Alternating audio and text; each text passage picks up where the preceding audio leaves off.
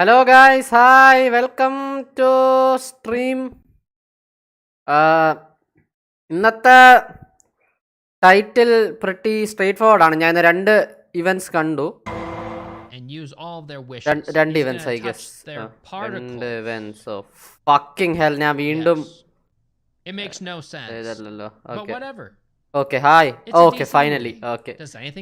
Sorry, എൻ്റെ output മാറി കിടക്കുമായിരുന്നു. ബേസിക്കലി രണ്ട് ഇവന്റ്സ് ഇന്ന് നടന്നു എന്നല്ല, രണ്ട് ഇവന്റ്സ് ഇന്ന്. ഒന്ന് ആസ് യു നോ മറ്റേ ഫൂസി സിറ്റുവേഷൻ, മറ്റേ ഒരുത്തൻ അവനെ തന്നെ സ്വാട്ട് ചെയ്തു.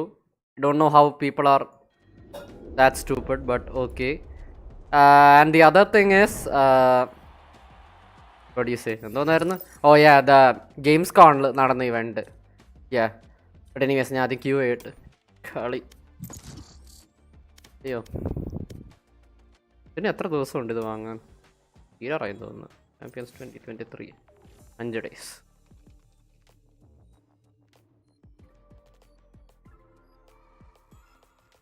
Match found.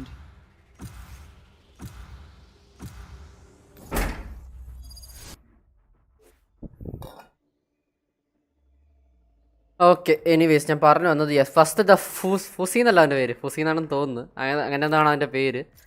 Basically this guy, I don't know what he did. He was like, he had an online argument, I guess. Wherever they run, I will find them.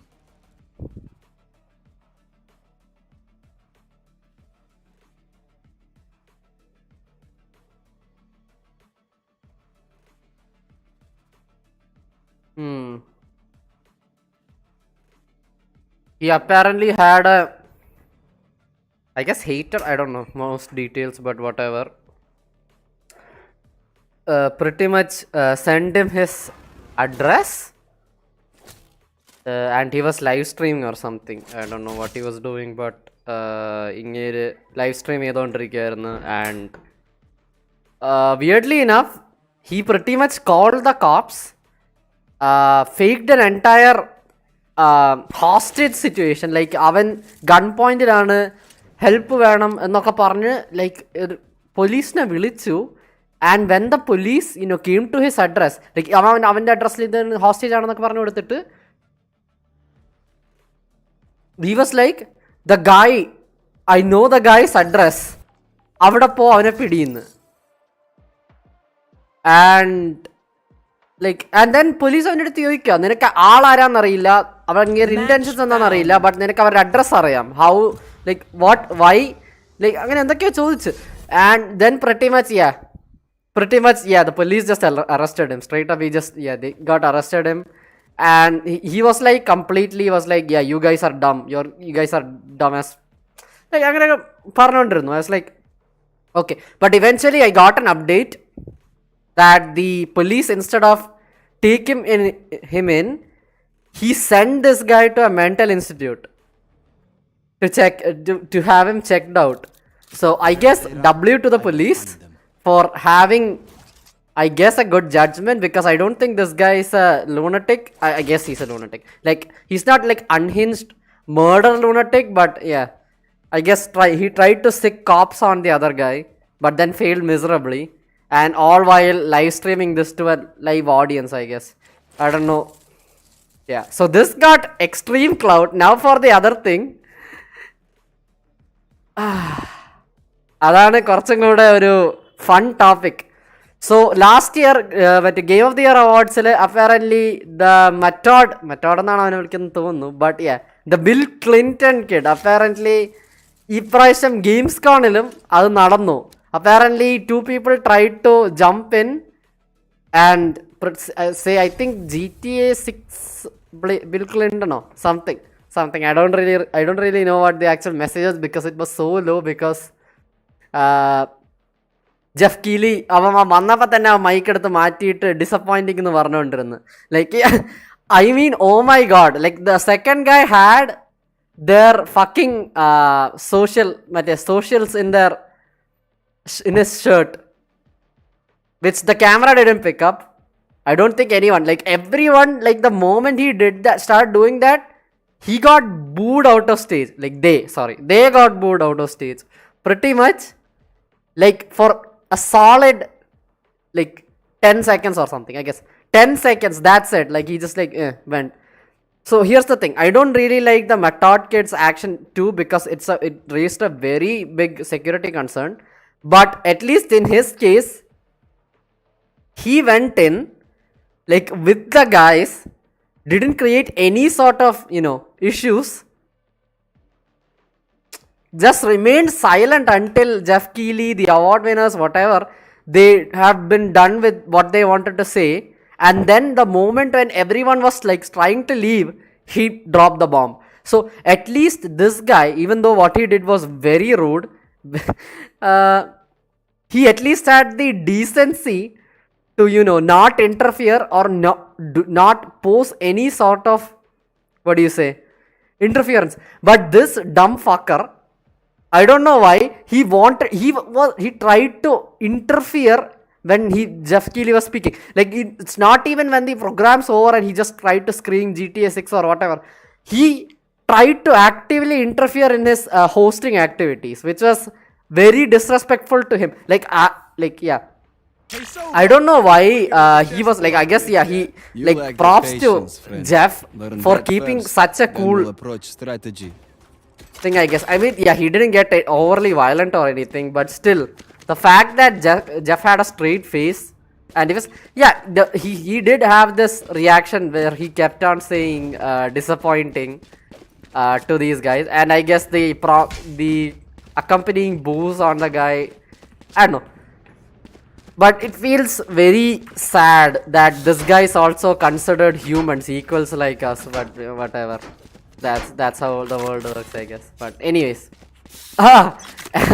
as for their cloud chasing attempts, no one bat an eye. Like no one, literally no one gave a fuck about these guys. So Blocking fire. Reloading. Dark. Target B. Got one. Spike carrier down. Spike down B. No more. Reloading. One enemy remaining. I have the spike. Right here. Placing sentry. Spike planted.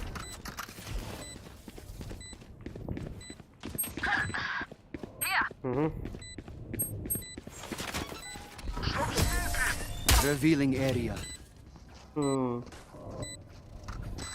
So I'm guessing that these sad Analyze, then fucks. improve. It's very weird. It's very weird to humanize these people. I guess they are idiots, so I guess it's very much more easier than compared to humanize these people, but I don't know.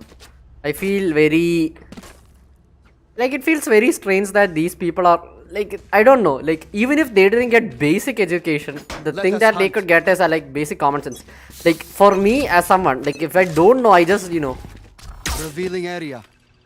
for me, I'm someone who's like, I'll just, stay back and not be overly, shitty. Yeah. നോക്കിയിരുന്നോ cover ചെയ്യണ്ട thanks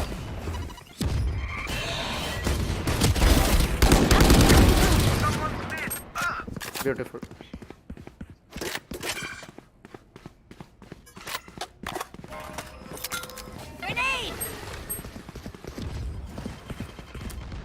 Shield going out.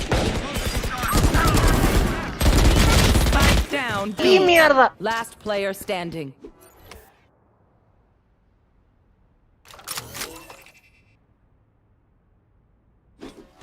Sentry on the sky, 2 side.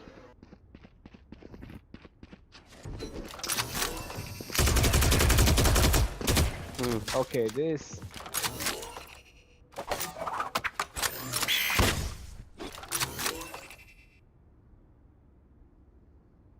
Thirty seconds left.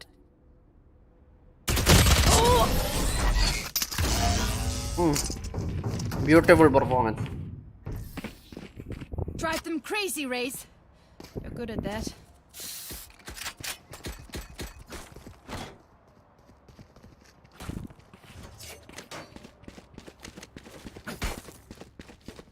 Ashpod, Astra, Reina, Sky, Cypher.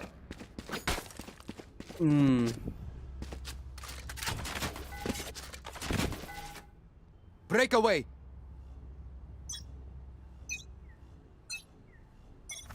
Scanning ahead. Found them.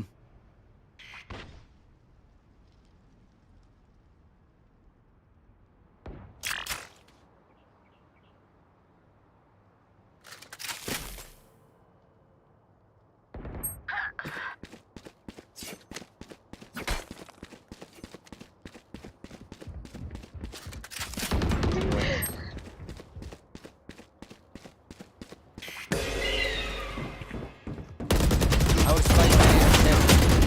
Spike down A. One side.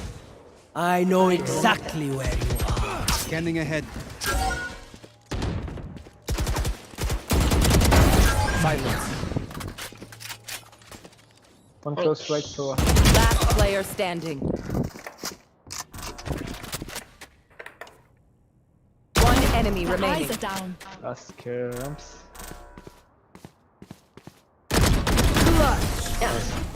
Let's go, let's go! Let's go! ഞാനാ രണ്ടുപേരെ കൊന്ന് Last round clutching in the തന്നെ. half. Last round use our creds and abilities. Wow. Don't waste your firepower. Baby.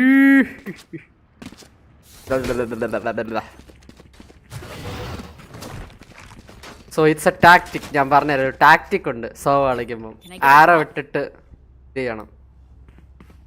Can someone spot me? Don't overthink it. That's my job. Get out of my Revealing way. area. I am the hunter!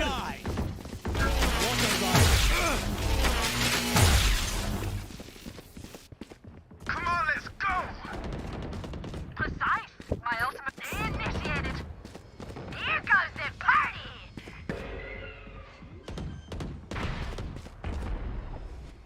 Spike planted. Area's clear. Turret out. On my mark. Turret destroyed.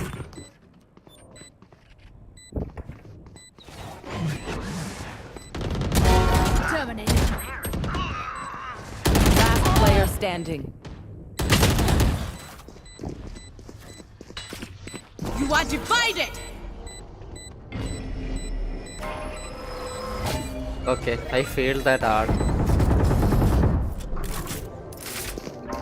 It's 2-2. It's 2-2, not bad, not bad. Switching sides. Stay taut as a bowstring. The fight demands it. Turret out. ഏടേ Phoenix അവിടെ ഇല്ലായിരുന്നെങ്കിൽ എനിക്ക് അവനെ തന്നെ focus ചെയ്യായിരുന്നു shoot ചെയ്യുമ്പോൾ.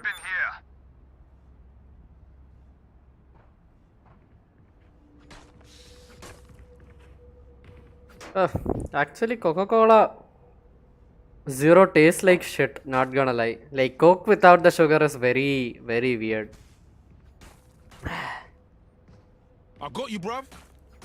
Like, yeah. So for people who think that I jumped from Sprite to Coke, that's not the Revealing case. area. I just buy random whatever so that, you know.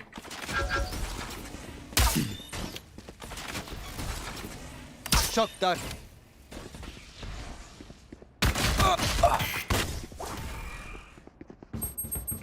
Recalling my bot. Bot coming back.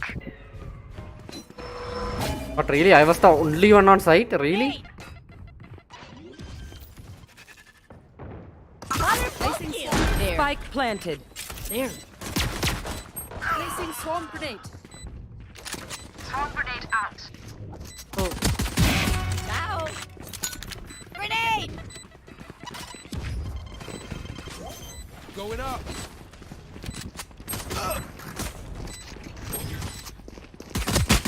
Last player standing. 90. Okay. Be smarter.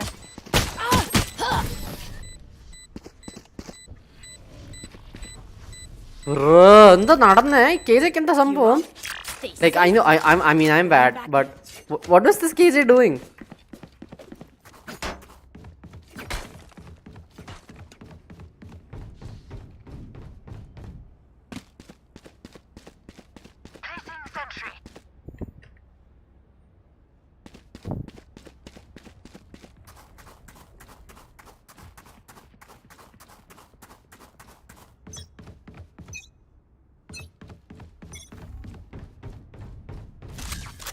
Wave crashing. Scanning ahead. Careful. Flooding them. What's the guy's name? Neutralized. Right here. There. Boom. Gun Here.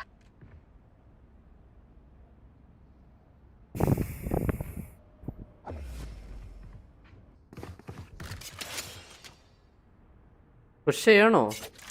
4v2 advantage ആണ്. 55 സെക്കൻഡേ ഉള്ളൂ. They can't really do much. satchel out. I think they will be. Oh no. One enemy remaining. Let's go. 2 assist baby. They demand a fight. Who are we to disobey? We demand a fight. Who are we to disobey? മിക്കവാറും A വരും. Because they lost B. Turret out. ഞാൻ കുറച്ച് ദിവസമായി rainbow 6 കളിച്ചിട്ട്. എനിക്ക് പണിയുണ്ട്. Rainbow 6 I don't know why, like ഞാൻ rainbow 6 ഈ അടുത്ത കാലത്ത് റീഇൻസ്റ്റാൾ ചെയ്തു and I played it and I don't know, it genuinely was very fun. I play unranked and casuals mostly, maybe because of that, but that may be the reason why, because I'm Hello, not... hello. Yo, what's up? Target mid. Heaven.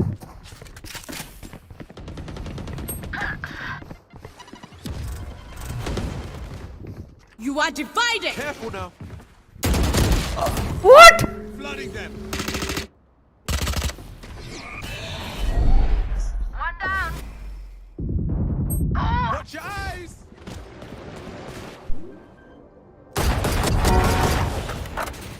Spike down A. Last player standing. I know exactly. One enemy remaining. 3. Ultimate ready. Oh! Nice try. Nice try, right. Match point. Maggi curry. അത് പറഞ്ഞപ്പോഴാ Maggi.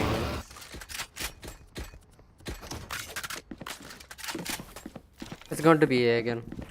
Hey, it's B again. Oh, sorry, my bad. ഞാൻ മറന്നു. എൻ്റെ trade mark ബാക്ക്ഗ്രൗണ്ടിൽ വേറെ ആളുടെ video. That is changing right now.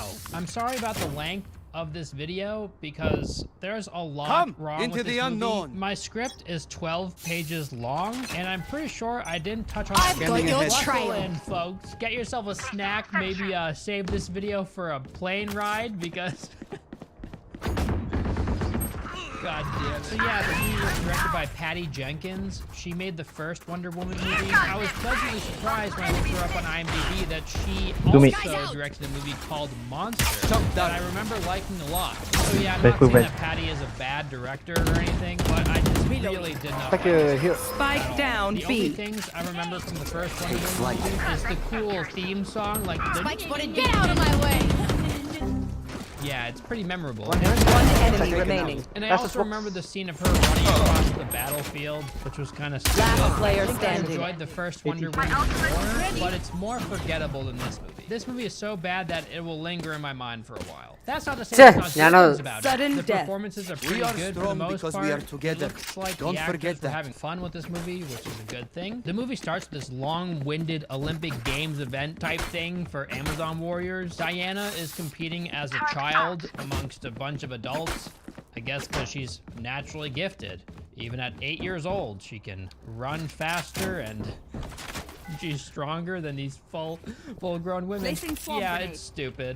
Like, it makes zero sense that she would outperform these women in any way, but whatever. They're gods, so all logic goes out the window. So little baby Diana is winning this contest somehow. Ready. That is until she gets knocked off of her horse by a branch. She tries to take a Revealing shortcut in area. order to win the competition anyway. What's the matter, Danny? You never taken a shortcut before? But her mother stops her at the last second and tells her that she isn't ready to win yet. I mean, yeah, she's 8 years old. Why was she competing at all? I guess these competitions don't have any age requirements. That's strange. And her mother's like, you can't win and cheat. You have to be true to yourself. It's like this big lesson. You gotta be honest, be true to yourself, never take shortcuts to get what you want. That's the whole theme of this movie. I'm Shot sure that. they could have stuck to the same Last player standing. without being 2 hours and 30 minutes long. Spike planted. This movie is extremely bloated. Like Goku eating before training bloated. So then there's a scene of Clint Eastwood's doppelganger and friends stealing some rare items from a jewelry store. One of the guys drops a gun and everyone around him starts freaking out. How do they know that he just committed a crime? He just dropped a gun. He could have just been carrying it, right? Isn't this America? Land of the free and home of the gun owners? And the way this bozo uses the gun is hilarious. Try. He's like, oh, what shit? The iconic whiff remains. I can't seem to remember how to use my limbs. So the criminals start running for the exits, just like everybody else. But the cops somehow know exactly who the burglars are. So guess what these absolute morons decide to do? Well, the guy who dropped his gun is kind of freaking out right now. So instead of just running for the exits in a crowd of people, you know, you're definitely not gonna get shot at by the police if you're in a crowd of people, right? But instead, this guy doesn't want to go to prison again. So he decides the best way to keep the cops off of him is by picking up someone's kid and holding them over the mall's balcony. Oh, wait. Why would he do this? Just run for it, you absolute idiot. I'm so confused. By taking this kid hostage, you are displaying to everybody that you are the burglar. Hello, it's me. I am the criminal. One person screamed gun and the other people just started running for it. They don't know what's going on. But yeah, let's just show everybody that you are the bad guy. That's a great idea. Like, how did you ever expect to get out of this scenario? It's not like he picked up the kid and left and used them as a hostage or something, which would be equally as stupid. But I just, what? I'm astonished at how stupid this guy is. I mean, he can hardly use his limbs, so maybe he's just brainless too. It's just a hollow shell. Where There's the nothing fuck is inside, my but I guess spy the crush movie buddy? needed Wonder Woman to have something to this? do. So yeah, she jumps down from the ceiling, I guess, because they're on the top floor, and she saves the child. Yippee! Did she have her whip like wrapped around something up there and was just hanging up there like a spider? She then swiftly defeats all the burglars, and then she bundles them all together, and she tosses them all from the roof of the mall on top of a cop car. She could have easily killed one of them right here, but at Match least she hates found. guns. She said that earlier. I hate guns. Then there's a scene of lonely Wonder Woman walking around being lonely. I guess she's still pining for her long-lost love, Steve, despite it being many decades since he died, and they only knew each other for a couple of weeks too, so I guess she really liked him. We are then introduced to Kristen Wiig's character. She's this nerdy weirdo that nobody likes or pays attention to. You know, in these movies when they want you to feel bad for someone, they'll have them like drop all their stuff, all their papers will go flying, and that's the perfect moment to have two of our characters meet each other. Well, in this case, Barbara, Kristen Wiig's character, drops all of her stuff on the ground, and her dickhead employees just kind of like give her dirty looks. Why are they being so mean? She even tries to talk to this dude who's behind this counter, and he just ignores what she says to him. Why are these guys so mean for no reason? Thank God Wonder Woman comes out of nowhere for no other reason than to help her pick up her paper. Wait. that she just dropped. കളി കിട്ടിയായിരുന്നല്ലേ? Apparently, Oh, Diana shit, has a lot of work to do today. KO. That's why she came out into the hallway for no other reason than to pick up the paper. So then this other woman appears and the she's like, WhatsApp hey, mic Diana, works. do you know this Barbara Minerva person? Despite Barbara being Oof, right the one in next the to her. chud. And this woman hired Minerva to work at this place last week. Do you happen to know who a Barbara Minerva is? Oh, hi, Carol. Hi. It's me. I'm Barbara. Remember you hired me? Started last week. Oh, How can you be so careless with your work? I guess they're really trying to hammer it home to the audience, you know. This Barbara person, no one He likes shaved? her. You see this? Disgusting. She's a weirdo. Even though she looks completely normal to me. In fact, she's pretty. And her personality isn't Toto. super abrasive or anything. She's just a normal person that people are being mean and rude to for no reason. Hey, Jake. Jake, hi. Can you... I know, walk much. The laugh of my... I love how she checks off all the boxes, you know, with like the nerdy weirdo character in these superhero movies. She's got the curly hair, she's got the glasses, there was the Riddler, there was Electro from The Amazing Spider-Man 2, and I'm sure there's others. Remember how Diana was really busy today? I have a lot of work today. Well, she takes some time out of her day to hang out with Barbara and check out all these random ancient artifacts that she has, because she's so busy. And she just apparently there's a lot of Baldur's Gate content. Maybe I'll play the game. Maybe I don't know. Oh yeah. Speaking of playing games, ഞാൻ ഈ കഴിഞ്ഞ ദിവസം 2 indie games വാങ്ങിയായിരുന്നു. One was Yes Your Grace, the other was Graveyard Keeper. So ഞാൻ Yes Your Grace കുറച്ച് കളിച്ചു തുടങ്ങി, and I'm genuinely like enjoying it. It's like completely you have to. That's what it does. You have to make decisions as a king, even though like she feeds the homeless in one scene, but later in the movie she turns into this like barbaric monster just because she wants to be pretty and she wants to be confident. It's such a drastic, like radical character change. It's funny how they try to convince the audience that Barbara is this person that nobody cares about, but then later they have this guy cat call at her. Hey there, sweetheart. You need some help? No, I'm fine, thank you. And then he like assaults her on the street. He's a very strange man. He's like, oh, you shouldn't be walking alone at night. This is dangerous, so I'm going to protect you by attacking you. It's so weird. But then God, Diana comes out of nowhere and saves her. Diana just loves coming out of nowhere. That's Last player standing. Because you just sit there and wonder how she just kind of like pops up out of nowhere all the time. She tells Barbara that she lost her teeth, so that makes sense. She lost her teeth, so she's a piece of the same for you fragile units. Barbara gets back to work, uses the stone to wish that she could be just like Diana. Strong, sexy, cool. Barbara wakes up the next morning and she's transformed, just like that Spider-Man scene, except not really. Like, she looks exactly the same. But now people are suddenly noticing her. Oh, okay. Hey, Barbara. This is gonna be fun. Wow. Looking good. We then meet Pedro Pascal's character. His name is Maxwell Lord. Who made him shave? I want to know. Who made Pedro shave? Don't do that, please. This man was made for facial hair. Life is good. When I saw him in this role, I was so confused because I've only ever seen him in roles with facial hair. And then I saw him in this and I was like, who is that? I know that person. And I was like, oh, it's him. Where did his beard down, go? attacker spawn. Like, he needs the mustache. You know, I'm not saying he's not an attractive guy. He is. But the goatee is like part of his thing. You take that away and it's like a frog without its hind legs.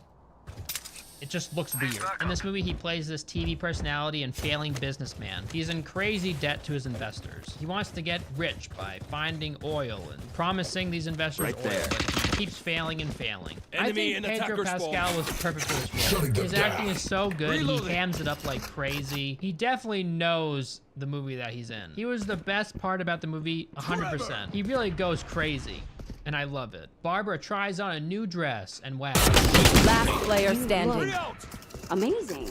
I am legit feeling a strong 9 to a 10. 30 Because seconds of the wishing left. Stone. The wishing stone did. Spike Except planted. it didn't. Maybe it just gave her the confidence to try on the dress. It's like those typical stupid movies where like they take someone who's normal looking and they put a dress on them, take their glasses off and put makeup on them. And it's like, oh my God, they're so sexy now. Yeah, it's just the same person dressed up. Nothing new here. The stone gave her the confidence she needed to put herself out there. But what it didn't do is get rid of the green screen reflecting in her glasses. Max knows about the stone. Somehow. He's like been doing research on it for a long time. And he knows that Barbara has the stone. So he meets up with Barbara at a work party. And his plan is to like seduce her, get her into her office, and then take the stone. He somehow convinces her that he could do some digging on the stone and find out what it truly is for her. Because he's got some contacts. So he's a complete moron, and I guess she really likes him or something, so she lets him take the stone. Even though the FBI is having her look into the stone personally. The FBI are going to drop off some artifacts later this afternoon. FBI. Yeah. Yeah, I'll help the FBI with whatever they need. Is that a yes? But hey, fuck the FBI. Whatever, just let this guy have it. So Wonder Woman is approached by this random dude at the party. She brushes him off at first because she's not interested. He's just a random guy. Who cares? All she cares about is Spike down that A. died like 100 years ago. But then, out of nowhere, this guy starts telling her things that only her boyfriend would know. Oh my god, it's Steve. Steve is in One the enemy body remaining. of this random guy. You don't even know. Shutting them down. One suppressed. And then she just randomly starts seeing only Steve. I don't know how that works, but you Last know, round she before the convinced her that switch. he was Steve. No point So saving. his face just kind of like transformed in her mind to Steve. Gotta go. It makes no sense. So yeah, earlier in the movie when Diana was chilling with Barbara and looking at all the artifacts, she picked up the stone and just wished in her head that her dead boyfriend would come back. And this was after she read the writing on the stone, knew it was something special, and she made this wish after watching someone touch it, ask for more coffee, and then immediately getting more coffee. Like she didn't think that there would be any consequences, that this was just like a magic stone people thing. So yeah, Steve commandeered this random dude's body, I guess. He just hijacked it. He plopped himself in his brain. He said, all right, see ya, bro. My body now. He stole this dude's life, his identity, his home, and he doesn't seem to care at all. Wonder Woman doesn't care at all. Last player They're standing. just happy, you know? They're together again. Oh, that's pretty cool. Flawless. And they instantly have sex. Wonder Woman is having sex with this random guy without his consent. But it's okay because Switching he's sides. not, like, conscious in his body. Isn't that I'm rape? out of here.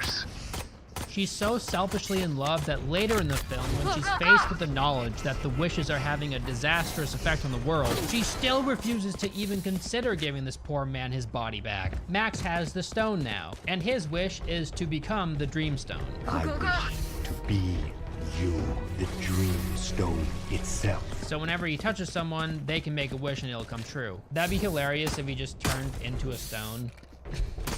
I guess he just didn't think about that possibility. He was willing to take that risk. Luckily enough for him, he just acquires the stone's abilities and doesn't literally turn into a stone. So Steve, being alive again in this random guy's body, is taking it pretty well. I mean, he's not like freaking out or anything. He's just like, oh, I'm alive again. That's pretty nifty. He's amazed at all of the advancements in technology. And he loves Pop-Tarts. That was weird. There's a scene of Barbara ripping the door off the bridge because I guess she's getting Wonder Woman powers. So she's like, hey, let's test out the strength. So she goes to a gym and she lifts like 1 billion pounds in front of all these really jacked people. I think maybe the stone gave her too much confidence. Max gains power by tricking people like his investor to make wishes that One enemy remaining. It's over. Make the change. Gotta go. I wish that too. Of course I wish that too. Then we get some more filler scenes because this movie wasn't long enough. We needed more of that. Diana decides to bring Steve to a museum. It's really cute, I guess. And now Barbara is the coolest person at work. People just can't get enough of her. Diana confronts her at work and she's like, hey, where's the stone? I know what the stone can do. Where is it? Where's the stone, Barbara? Today, Junior. And then Barbara's like, yeah, I just let Max have it. And Diana's like, what the fuck, are you insane? And then Barbara's like, yo, what the fuck, bro? Get off my case. Not that big of a deal. Like, it's just the FBI. Like, What are you getting on my case for? I'm just really stupid. So Diana and Steve go to Max's place to find out that he's on his way to Cairo. They have really no trouble getting into his place. They just kind of like walk in. Earlier they showed that he had a secretary. I guess she just worked in today or something. Now they could buy a regular plane ticket to go to Cairo, but instead they decide to steal a jet. And Steve is going to fly, and he has no idea how to operate this particular airplane. Very smart, but I guess he's just naturally gifted in flight, so he figures it out. And how are they ever going to escape with this stolen jet? Last player Radars, standing. and these people know that there's a jet being stolen. Well, Wonder Woman has this random ability to make things invisible. How convenient. Yeah, she touches the plane and she's like, all right, I'm just gonna make it invisible. Boom, boom, boom, boom, boom, boom. Oh, we're invisible now. Nice. And then they decide to fly through Match fireworks with this invisible plane. God forbid anything bad were to happen, because if they crashed in this invisible plane, it would be kind of tough for people to find them. And that's a pretty handy ability you've got there, Diana, but she never uses it. Why? Reloading. Done it once. It was just a coffee cup. Watching here. What? That's so stupid. That's so, I can't believe it. I'm astonished that they thought putting this in the movie wouldn't break like literally everything. I don't even want to begin to put together how many problems this makes for this movie or her previous movie. Like if she had this ability the whole time, who knows what she could have avoided. Spike down A. I guess it's just one of those things, right? Didn't remember she could do it until right now. That's a pretty useful gift to go to waste. And then Diana asks about his natural ability to fly planes, and he responds like a 4-year-old. Last player standing. Spike down A. Did Donald Trump write Defenders this? win.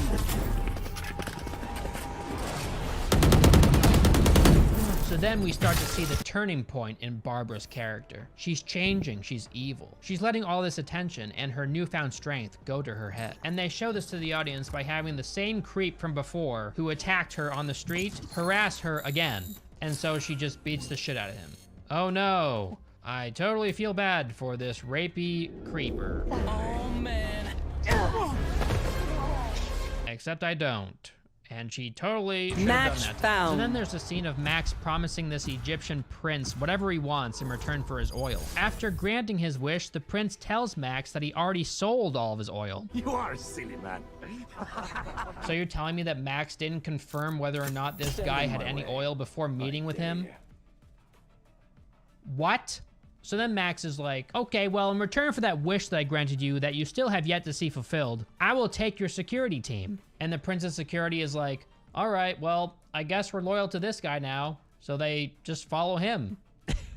I guess Max is magical now, so whenever one of these wishes is wished, it just kind of happens. Like, it doesn't matter if it doesn't make sense, it just kind of happens. Like a wall just springs up out of nowhere because someone wished it. I guess since Max is the stone, he can choose what he gets in return for the wishes that he grants. But in this case, he chose the oil, but the prince already sold all of his oil. So wouldn't he just get nothing in return? Because he has nothing to give? You get nothing! The answer is no. Then I will take your security team. I guess Max can just change what he wants for the wish on a whim. That's convenient for him. So Diana and Steve are riding along in an Egyptian cab and they see Max driving the opposite direction. So they buy the cab off the cab driver, and they leave him in the middle of the desert. So I guess he has two choices. He can either hitchhike or die. Stupid.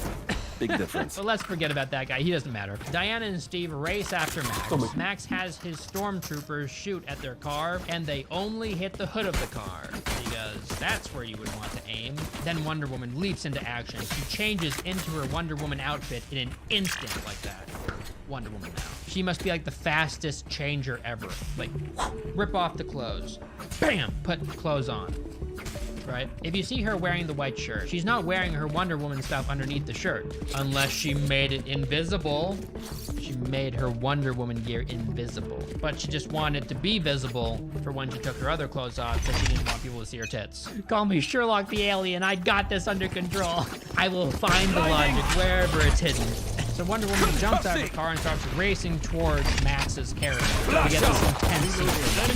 The green screen, the effects, they're impeccable. Reloaded. It totally doesn't look like this scene. It's so bad it feels like parody. She then sees a bullet being shot at Steve. Just one bullet though. And she knows this bullet's gonna hit Steve, and why wouldn't she know that? She takes her whip out and she flings it back to catch the bullet mid-flight. Now that is some insane precision. One enemy remaining. The remainder of the movie, just in case she ever makes any mistake ever. And if you thought that was bad, the remainder of this scene is also extremely goofy. So Max is in the front in his car, and there's a bunch of trucks behind him. They're carrying something, some unknown object. Diana decides to use one of the trucks as cover, so she can approach them safely. one of the trucks is sideways on the freeway. Here's the road, the truck is like this. And she's standing here and running like this, pushing it like this. And somehow she's faster than the trucks in front of her. She can push a truck sideways up a freeway faster than the trucks can drive away from her. That is insane. Do you know how strong you are to do that? Like, whenever this woman touches someone, they're dead.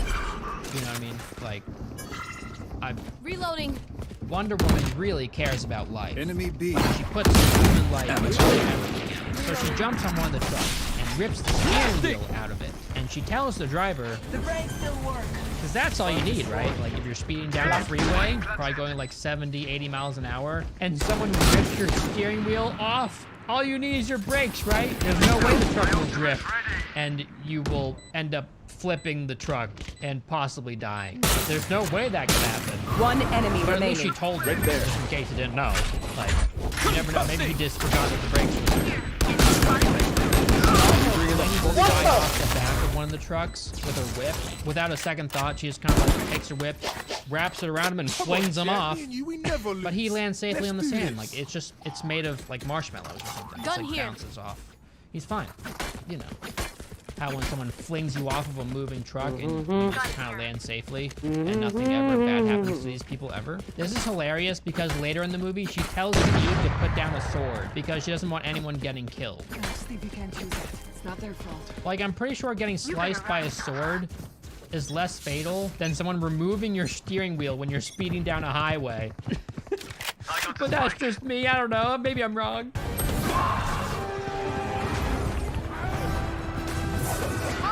She's giving me conflicting messages here. I'm kind of confused.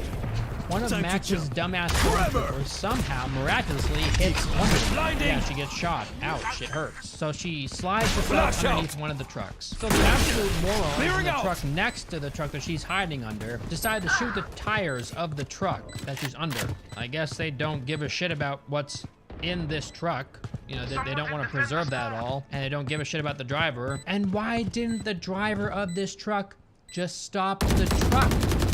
If she's under the truck, you want to get Wonder Woman, Joke's just over! stop You're the dead! and have everybody point their guns underneath the truck. That's a good idea, spotted. but I guess you could destroy your own truck. That works too. So yeah, the truck does a flip, and Diana like launches into the air, and she lands perfectly Last on player the standing. hood of the car that Max is in. One enemy remaining. Clutch.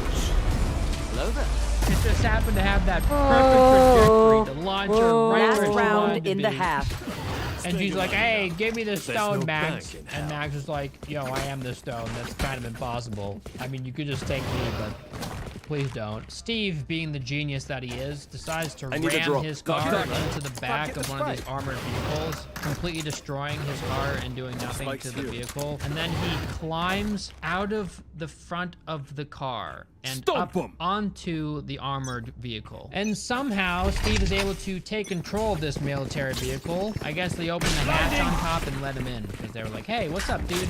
And then he was like, this is my car now, so I'm just gonna take it from here. And they're like, all right. Remember how strong Diana was earlier? Yeah, well, she's getting off the side of one of these trucks, and another truck is like attempting to and so she just puts her legs up and she's getting squished. Oh no, she's getting squished. Isn't this the same woman that pushed a truck horizontally up the freeway faster than other trucks could drive away from her? She's got pretty strong legs. Maybe she's tired. But thank God Steve is there, so he sticks his You want to truck play? that he Let's just took play. over, you know, whatever. He sticks his truck in between those two trucks. Doesn't do much because the truck Last still player is trying standing. to squish her. Diana then uses her super leg powers. She decided to use now because she saw that there's kids in it. So she pushes the Alia, these men that are leaking driving these gali. trucks, they're all monsters. There's kids in the road. Whatever. Looks like roadkill to me. But not to Diana. Wonder Woman. She cares about them. She likes kids. So Steve and Wonder Woman are somehow like communicating telepathically. Switching and Steve sides. tells Wonder Woman, with his mind that he's going to shoot a missile, and Wonder Woman can use the missile with her whip to launch herself towards the kids before they get squished. So they do that. Steve launches the missile. Wonder Woman snatches the missile and she goes flying, and she's like flings the missile off to the side. There's some more terrible green screen footage. And then she swoops down and catches the kids. But oh no, she can't hold on to her whip. Oh no! So she's on the road with the kids. And the trucks are going right for her. Except they just drive around them. Yeah, they just drive around them. I love how all the vehicles just swerve to avoid them anyway. Hit them hard. Making this entire stunt pointless.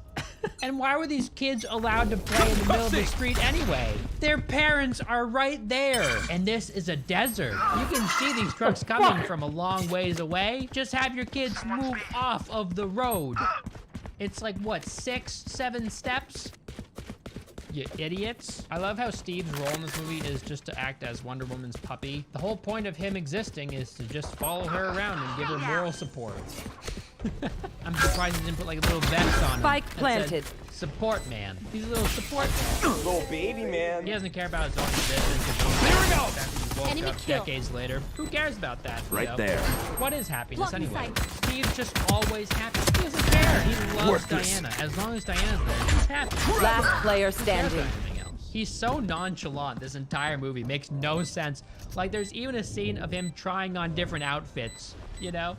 Like, Steve is literally Wonder Woman's Barbie doll that she dresses up and brings around with her for a while, and that's it. So yeah, the world's falling apart, and Max is now in control of more than half of the world's oil reserves. So Diana, Steve, and Barbara go to see this Mayan guy, and they find out the destruction nature of the stone by looking through the obligatory ancient text that always pops up in these movies. Like, there's always the ancient scroll, or the ancient text, or the ancient thing, you know, that describes what the plot device does. Hey guys, if you don't really understand what this thing is, don't worry. Have someone record stuff about it. You just have to know where it is. Because Barbara found out about it, you know. She found it. She Googled dreams.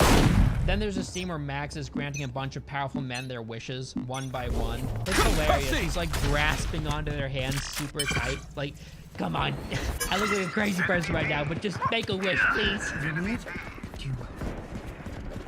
What do you wish for? It'd be really funny if one of these powerful men was really uncomfortable and he was like, I wish to Spike be down, anywhere but B. here right now. And then it just pops up in the middle of Antarctica or something. Like, why aren't these people super weirded out by this guy? I know I would be. There should have been a scene of these guys talking behind Max's back.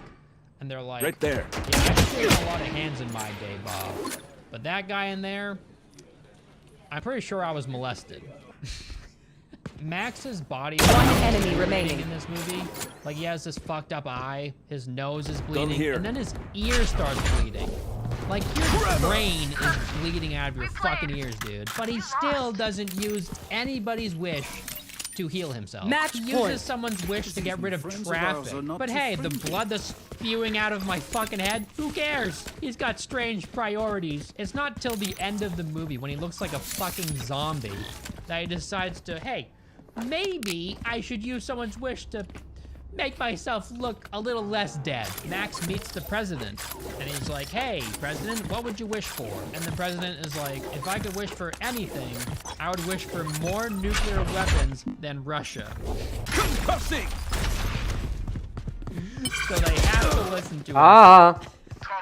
That's a strange ult's wish, ready. Mr. President. Out of everything that's what you wish for? Wow. Blocking sight, And in blocking return, sight. Max wishes for all the power that the president has and more. And One it enemy happens that remaining. The president has this little Spike setup down in his office. A. It shows something called the atmospheric scatter program. It uses particle beam technology to take over everyone's TV. So basically, Max is going to use this to virtually touch people all over the world and use all of their wishes. He's gonna touch their particles. It makes no sense, but whatever. It's a DC movie. Does anything have to make sense? Apparently not. At the end of the movie, when he finally uses this thing, they get around the scale logic by having him use someone's random wish to make it work.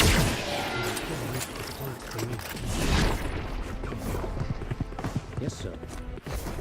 It's like an insurance wish. You know, if it didn't already work, then at least he's got this backup wish to make sure that it works. 30 seconds See, left. it's magic. Wonder Woman shows up and confronts Max. Max has his men shoot at her, but she uses her whip like a fan and stops all the bullets. That's a fancy move. Why didn't she ever use that before? Remember when she got shot before? She could have just done this and not been shot. Whatever, hindsight is 2020. Aw, Whatever, thought you'd even try superheroes harder. Make mistakes. Well, Defenders so she does this win. little spin maneuver and knocks down two of Max's men. The second guy, she just kind of trips and falls to the side, but he decides to just lay there on the ground. I mean, maybe if I was being attacked by this woman with a weird, like, glowing whip, I would decide to stay on the ground too, because that's kind of scary. She beats up two of them, and then the funniest thing ever happens. She ejects a One more win. One win kuda ende flying thirnu. into a vase near Max in order to stop him from escaping. And I guess it miraculously worked. Some of the vase particles got in his eyes or something.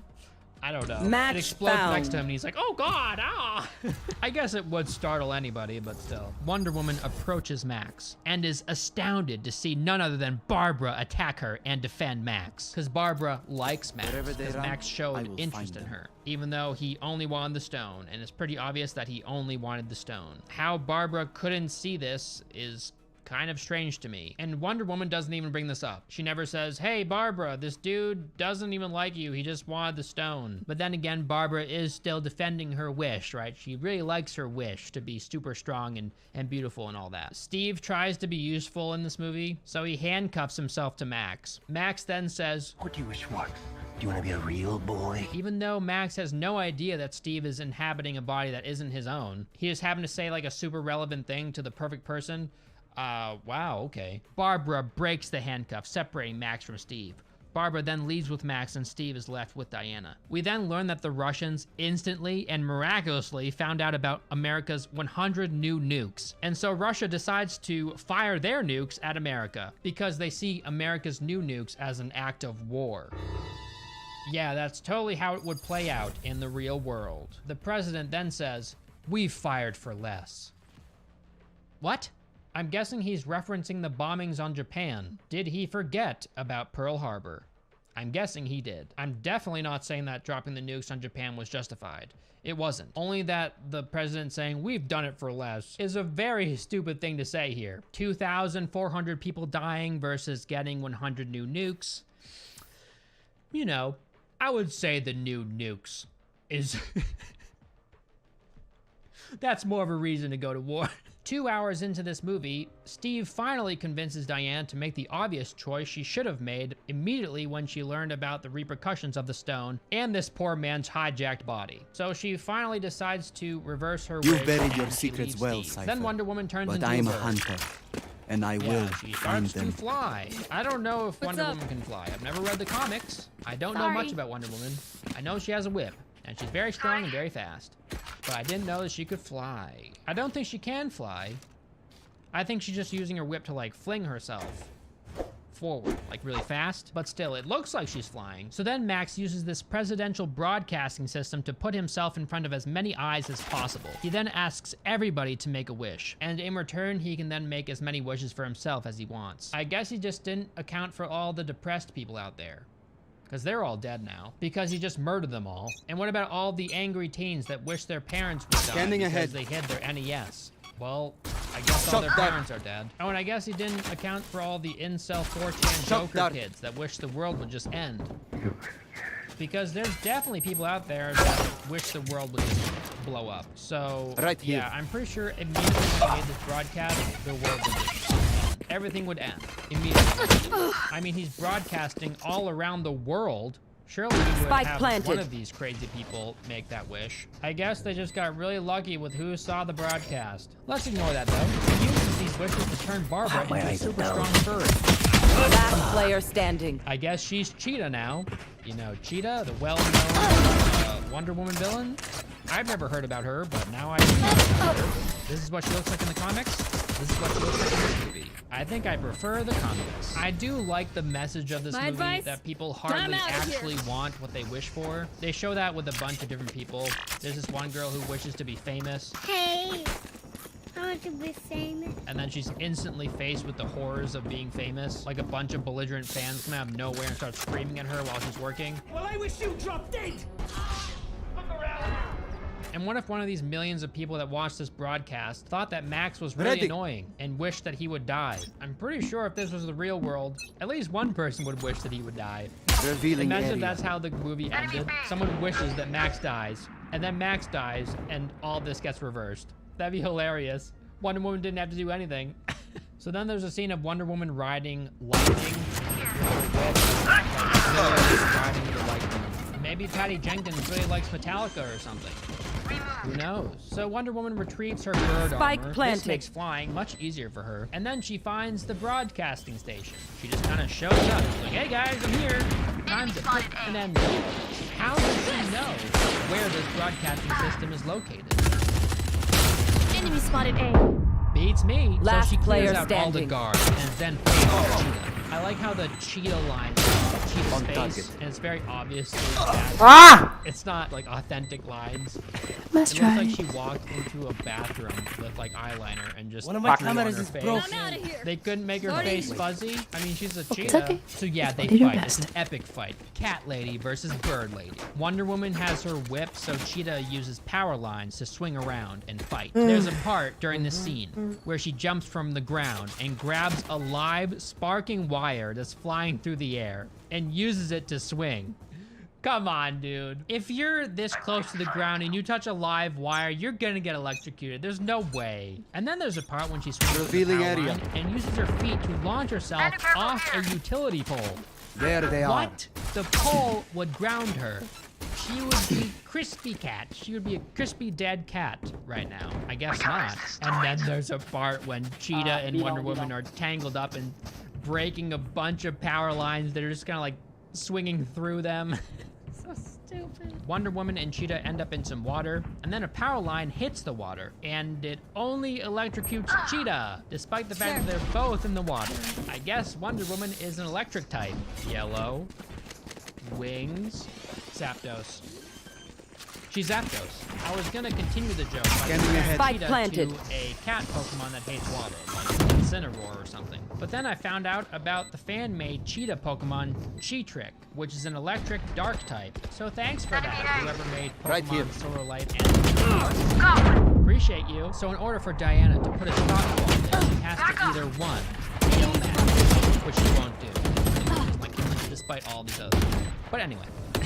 Or obviously, Ah! miraculously have everybody that has made a wish renounce their wish, which is obviously impossible. One enemy Some people remaining. have made wishes Last that died player already, standing. so they can't. And then there's a bunch of This people is that no probably problem. made wishes with him that don't watch the broadcast and can't pronounce their wish. But yeah, I guess Let's which try. one ends up working. This is the Last dumbest round part. before the switch. I swear to No God. point saving. Somehow she Try it all. convinces everyone on Earth to renounce their wishes by using her whip to broadcast herself across the world. She like wraps her whip around Max's ankle. He didn't notice somehow. And he's standing in this thing that's like broadcasting him, I guess. And she's able to convince everybody to renounce their wish. Renounce your wish.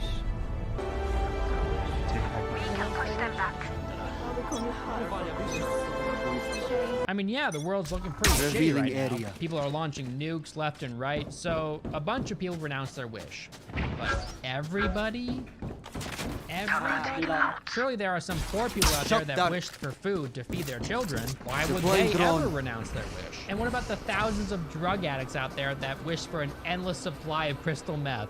I'm sorry, but there's no way in hell they would renounce their wish. So yeah, the Russian nukes are on their way to the States. And I guess none of the Americans who know about the nukes decide to wish these nukes to go away. I mean, Return to everybody dust. at My this point ultimate must know about this weirdo who You grants will wishes. not Like, kill clearly my the president ally. knows that this guy's how they work. After seeing 100 nukes drop Spike into his down, Revealing B. area. So the president, Found them. knowing that there's Russian nukes on their way to kill them all, spotted B. wouldn't he Here. go to someone and be like, hey, Spikes here. find Max, touch him, and wish that the Russian One nukes enemy would remaining. dislodge? Please do that right now. But instead, they just show like a bunch of nukes going off against everybody's shooting their nukes. Everybody shoot their nukes. You guys can see how broken this wish plot device is, right? Like, it's so broken. I can poke 30 holes in seconds it all left. day. I can make like a 10-hour video about this movie. So then Max remembers that he has a son, and he knows that there's nukes getting launched at them. And he's like, oh, I don't want my son to die. Like, screw all these other people. But my son? I kind of want him to live, so he Scanning renounces ahead. his wish. I guess if he didn't have a son, he would let the rest of the world blow up. My ult is ready. Okay. Max has all these wishes at his disposal. Why wouldn't he just wish Switching that the sides. nukes would disappear? Like, all the nukes. This is Right? how I What's like the point in being the most powerful man in the world that doesn't have any people on it and has a shit ton of radiation everywhere, right? So everyone starts renouncing their wishes, and all the terrible shit that happened reverts back to normal.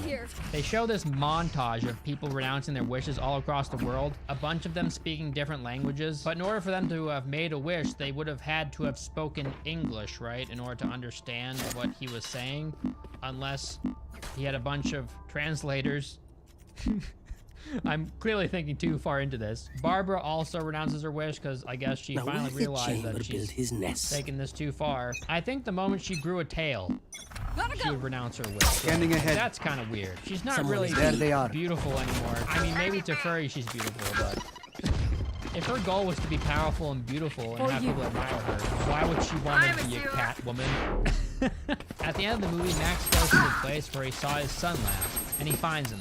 And they hug, and I guess his son Reloading. Diana meets up with the guy whose body she did hijacking. He seems perfectly fine for someone who just woke up from a wish-induced coma. Wonder Woman does some more. Last player And then the standing. credits roll. So yeah, the movie is kind of stupid.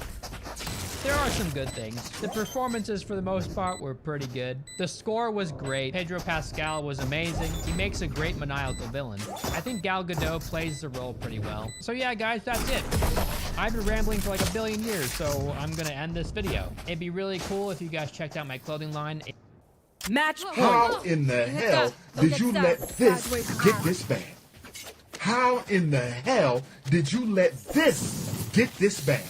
I cannot believe it. Hello, this video is sponsored by myself and my clothing brand Alien Clothing. That's AYYLIEN. We just released a lot of really cool stuff, including the shirt that I really love. Oh, by the way, ഇതിന്റെ ബ്രാൻഡിനെ പറ്റി പറയുകയാണെങ്കിൽ വേറെ ഒന്നുമല്ല, ഇവരൊരു Elden റിങ്ങിന്റെ ഒരു ഇത് കൊടുത്തായിരുന്നു മെലേനിയുടെ. Actually, design കുഴപ്പമില്ല തോന്നി. Fantastic Beasts movies. There And they I'm so excited because they are very bad. Not completely terrible. There's some redeeming qualities here and there, mostly in the first one, but we'll get into that. Witches live among us. Got him. If you haven't seen my huge video on all the Harry Potter movies, you should watch that first and then come back to this one. I spent a lot of time on that video and I think it's pretty good. So the first movie, they were all directed by David Yates and they were written by J.K. Rowling. One enemy And I remaining. think most of the problems with these movies has to do with the writing. Kind of ironic coming from a very famous writer. Maybe she should stick to writing novels instead of movies. But hey, here we are. Right away, this movie tries to hook you in with the nostalgia. John Williams did not score this movie, but they sprinkle these Harry Potter songs all throughout these movies. Need healing. I must kill my reflection. No. It's the only way forward. All I can do is think about Harry Potter. Granted, it's cool to revisit this universe, but this story is not Harry's story. So it's just kind of odd to make me think about Harry's story when it's completely different. I do like the protagonist, Newt Scamander. He's played by Eddie Redmayne, and I think he did a great job. I really like the idea of him. First off, if you didn't know, Fantastic Beasts and Where to Find Them was originally this very small book. It was basically just a small encyclopedia of fantastical beasts. And these movies are about the person who wrote that book. At least they're supposed to be about him. They're all over the place though. Like he's in them, and he's a big part of some of them. But for a lot of these movies, they kind of forget that Newt exists. Basically, he's a wizard that's obsessed with magical creatures. He learned everything about them. He wants to save and preserve them. Because apparently the rest of the magical world couldn't give less of a shit about them. I guess Newt is the first wizard to go out and try and learn everything he can about these creatures and record it. That's one of his big missions, to write this book about magical creatures, so the rest of the wizarding world aren't ignorant to the way they live in the world and their temperaments and all. Like an extermination guide? Scanning ahead. Why we should Spike down A. instead of killing them. But I'm guessing there's a bunch of books already about these creatures. How is it possible that Newt is the first person to give a shit about them, to record stuff about them? It's just weird, right? Like, there should be a lot of people out there that devote their lives to these magical creatures, but I guess not? Like, I guess Newt is the only one. He then made the acquaintance of Newt's commander, the world's foremost and 30 albeit seconds only left. mad zoologist. Anyway, one of the cool things about this character is that he carries around a zoo, Right basically. In his suitcase, he has a magical suitcase that he can go inside of. It's massive in there, and this is where he keeps all of his magical creatures. It's a place where he can keep them safe, but also learn more about them and transport them from one place to another without the muggles knowing about them. Last player standing. So I think that premise is pretty neat. The creativity used in this movie to show us about these creatures is pretty cool. The first one we learn about is called a niffler. It's basically just a platypus that's obsessed with shiny things, and it will go out of its way to find shiny things and jam them into its pouch. I guess its pouch is magical, and it has like an endless bottom. Defenders because win. there are many instances where Newt is shown emptying the niffler, like he's shaking it, and a bunch of shit is flying out of this Niffler's pouch. So that's kind of weird, having a pouch with no bottom. Yeah. I think it would have been kind of neat if they used that in this movie. Newt could like use his pouch to hide something. I don't know, but they don't do that. Newt spends a lot of time trying to catch this Niffler. One more Niffler game. is a ഇനി pain in മിക്കവാറും the ass രണ്ട് and വിന്നിന് tries ഞാൻ to run away തോക്കുമായിരിക്കും. constantly. For എന്നിട്ട് some അടുത്ത കളി reason, കളിക്കുമ്പോൾ Newt ഞാൻ doesn't ജയിക്കും, just ഒരു use റൗണ്ട് വരെ smack ജയിക്കത്തില്ല. on it. He does do that, but not nearly as much as he should. He could save himself a lot of trouble if he just used that spell. I know some of the time he's like within the Muggle world, and so he can't use spells, but he just does anyway. So why didn't he just use Accio? Accio Niffler. Accio Niffler. Accio! Also, his briefcase sucks for some reason, and the latches keep popping up. So maybe he should use magic to, I don't know, make sure his suitcase doesn't open randomly. He has magic to make this briefcase into this massive zoo, but not to make it so secure and the creatures can't escape, because the Niffler seems to just crawl out of it very easily. That's kind of an issue, Newt.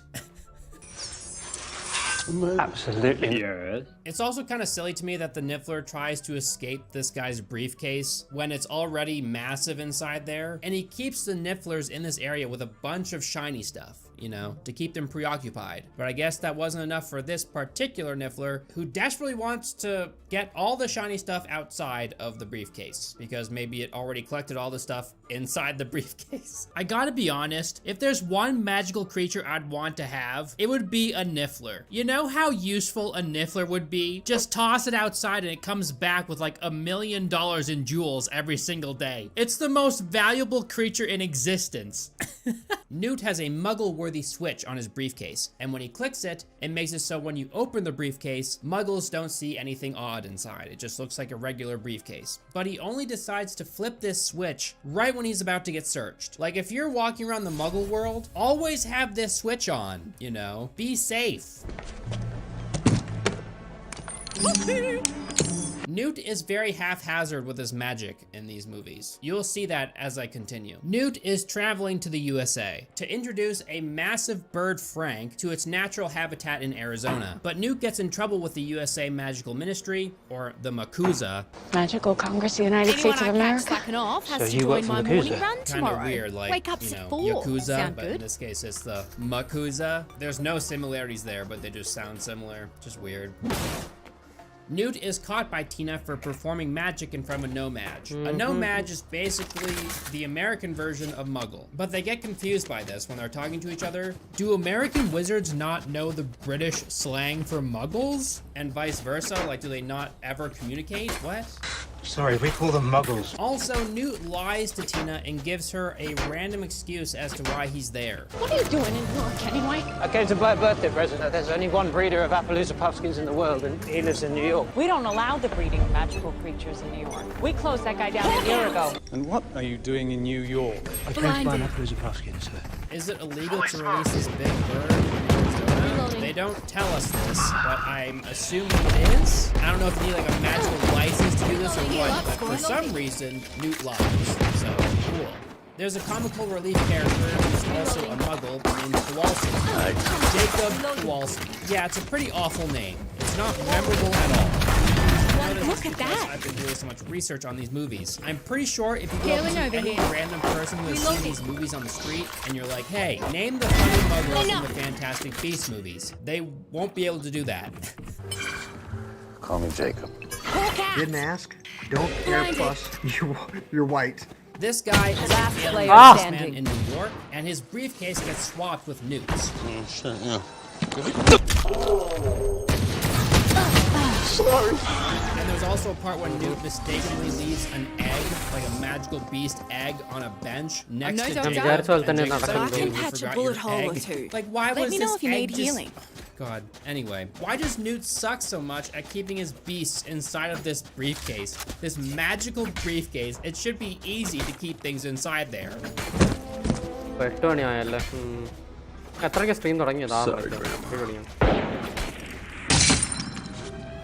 So remember that bald, evil zombie woman from The Walking Dead? She's also from the movie Minority Report. Yeah, well, she's in this movie, and she plays an evil woman. Basically, she runs an orphanage, and she hates wizards. Good news, everybody. Ezra Miller is in this movie, and his haircut looks worse than his toenail in this one image. Ezra Miller is basically himself in this movie. He causes a bunch of destruction. He's a walking storm, basically, and he zooms around the city, destroying shit. Yeah, so Ezra Miller just plays Ezra Miller.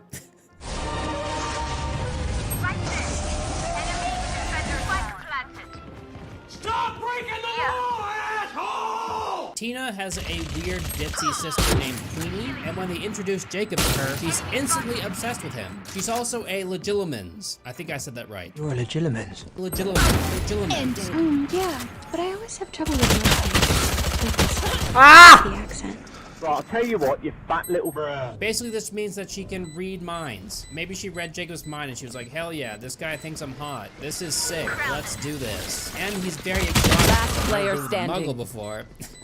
Most guys think what he was thinking first time they see me. Okay, so there are people out there that just have this One ability enemy to remaining. read Ooh, well Now, played. these people exist. My Wouldn't old they friend. be used in the ministry as gatekeepers to Jess, powerful you were positions the so they know someone's powerful. intent and their Well done. biases and everything else? And imagine all the torment that they could have been saved at Hogwarts if they just had someone like Queenie interview all the teachers before they hired them. Why didn't they use one on Voldemort when he's an obviously troubled child? Where are all these Legilimens? Legilimens? Why do they have to name shit so annoying in We're not these movies? equals. Legilimens. Legilimens. Yeah. I thought the fun of this movie was watching Jacob's reaction to being exposed to the wizarding world for the first time. Although there are some instances where he seems a little bit too casual for my liking. Personally, if I was exposed to the shit that he was exposed to, I would be losing my mind. But I guess Jacob's a simpleton that doesn't question anything around him. He's just like, wow, look at all this magic shit. It's so cool. Whoa. Colin Farrell is in this movie. He plays Mr. Graves, who ends up becoming Grindelwald, who is played by Johnny Depp for a total of like 2 minutes in the entire movie.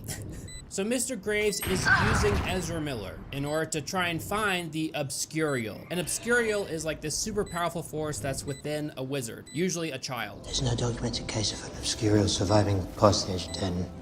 And Graves believes that this child is in the orphanage where Ezra Last Miller player lives. standing. Ezra Miller plays Ah! Credence Barebone, when in reality, Credence is the Obscurial. But for whatever reason, Grindelwald doesn't know this. Like, how does someone as powerful as Grindelwald not know that he's face to face with the Obscurial?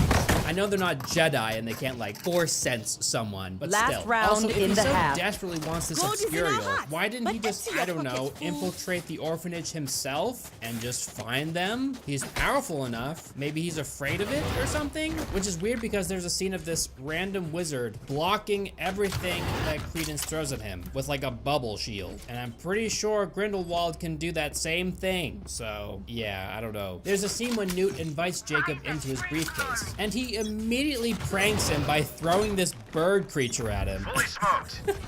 Like, what the fuck, Newt? That's so cruel. This guy has no idea about anything in the wizarding world, and you're immediately trying to, like, harass him. It's so weird. Probably shouldn't let him loose in here, though. And like I said before, Kowalski is acting way too calm. The creativity they use when it comes to these magical creatures is the highlight of this movie, in my opinion. There's this Lovecraftian-looking bull thing. There's a pufferfish lion. There's a cute old man sloth that can see the immediate future. There's a serpent bird that grows to fill available space, and then his little stick bug that he uses to unlock doors. One enemy remaining. All that stuff I found really cool. It's just everything else I'm not a huge fan of. We get more scenes of Newt struggling to find his Niffler who ran away from him. But then Newt finally uses the spell Accio on it. one more. He could have done that earlier, but One more. fun scene of him hanging onto a chandelier and shit. There's a part when Newt is trying to communicate with a glowing nutsack head rhino. Yeah, this rhino has like this big glowing nutsack on its face, and it's really big. It's a massive rhino, a big glowing nutsack rhino. And Newt is being really weird trying to communicate with it, and it's pretty funny. Imagine them filming this part, because I bet it's pretty hilarious. Come over and you slam that down. So you turn that around. He's finally able to get the rhino into his case. He just like sticks the case onto the rhino and just like suctions the rhino down into it. Where did it go though? When you go down to his case, it leads to the small little workshop area. And the rhino would not fit here. Maybe the briefcase just like magically creates a spot for them when it sucks them in. I mean, it's magic. So Mr. Graves sentences Newt and Tina to death. I guess Tina was working outside of her jurisdiction, and they blame Newt for the obscurial attacks, so they sentence them to death. Kind of a harsh punishment, although obviously it's Grindelwald doing this. But there's some wizards behind him. I know maybe they don't have a say, but this leads me to ask, can the American Wizardry Court subject a British wizard to death? Wouldn't they need to talk to the British ministry before they just lay a death charge on someone? There's a funny scene when Kowalski drinks some giggle juice, and he scream laughs, and it's pretty funny. Haha. So they meet with a gangster goblin who might have some information about the Obscurial. All this goblin's fingers are bent backwards, and it's really disturbing. I love how Ron Perlman just makes this random scene in this movie as a random goblin gangster. Credence is an older, very powerful Obscurial. I guess being an Obscurial kills you normally when you're a child, but not this kid. He's like the super version, you know? Don't mess with him. At the end of this movie, Newt tries to save Credence, but he's unable to. The American ministry end up destroying him. They lay into him with spells. They just disintegrate him, which is kind of hilarious because he's not dead. He's not dead. Anyway, okay, Newt helps apprehend Grindelwald by using one of his creatures on him. Would have been cool if they showed Grindelwald as more of a threat in this movie, aside from just newspaper clippings and this one scene in the beginning. Aside from that, it's just like, here's Grindelwald. Where is he? No one knows. Here's Mr. Graves, another mean guy. I wonder who's Grindelwald. There's a part at the end of this movie when Grindelwald is doing this like lightning spell over and over on Newt. He's basically just doing the whole Palpatine Force lightning thing. I know these evil guys love slow deaths. Like, they're really into people dying slowly. But maybe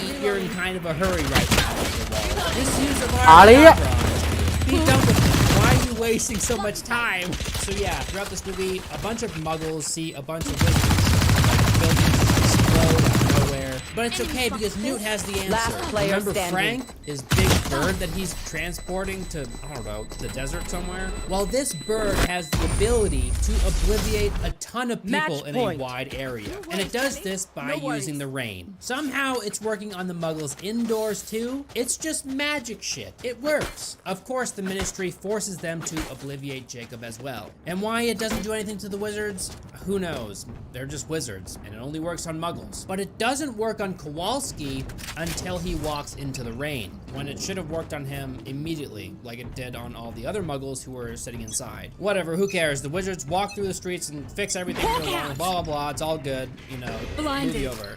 Newt drops off a bunch of very valuable eggshells for Jacob, and Jacob finds the briefcase and he's like, okay, wow, cool, a bunch of eggshells. And there's a note there. It's like, hey dude, these are very valuable eggshells. Use them to open your bakery. And Jacob's like, wow, that's random. Nice. I will do just that. You move. He doesn't question anything about this. He's just like, hell yeah, that's a nice Samaritan who just has these very valuable eggs for some reason. And who did he sell these eggs to? Like, what kind of bank is buying these eggs? But yeah, forget about that. He opens his bakery. He makes a bunch of creatures he's met. Spike planted. Even though he had his memory wiped, he does say in the next movie that it only wiped his bad memories. But he kept all of his good memories. That's why it worked on all the muggles.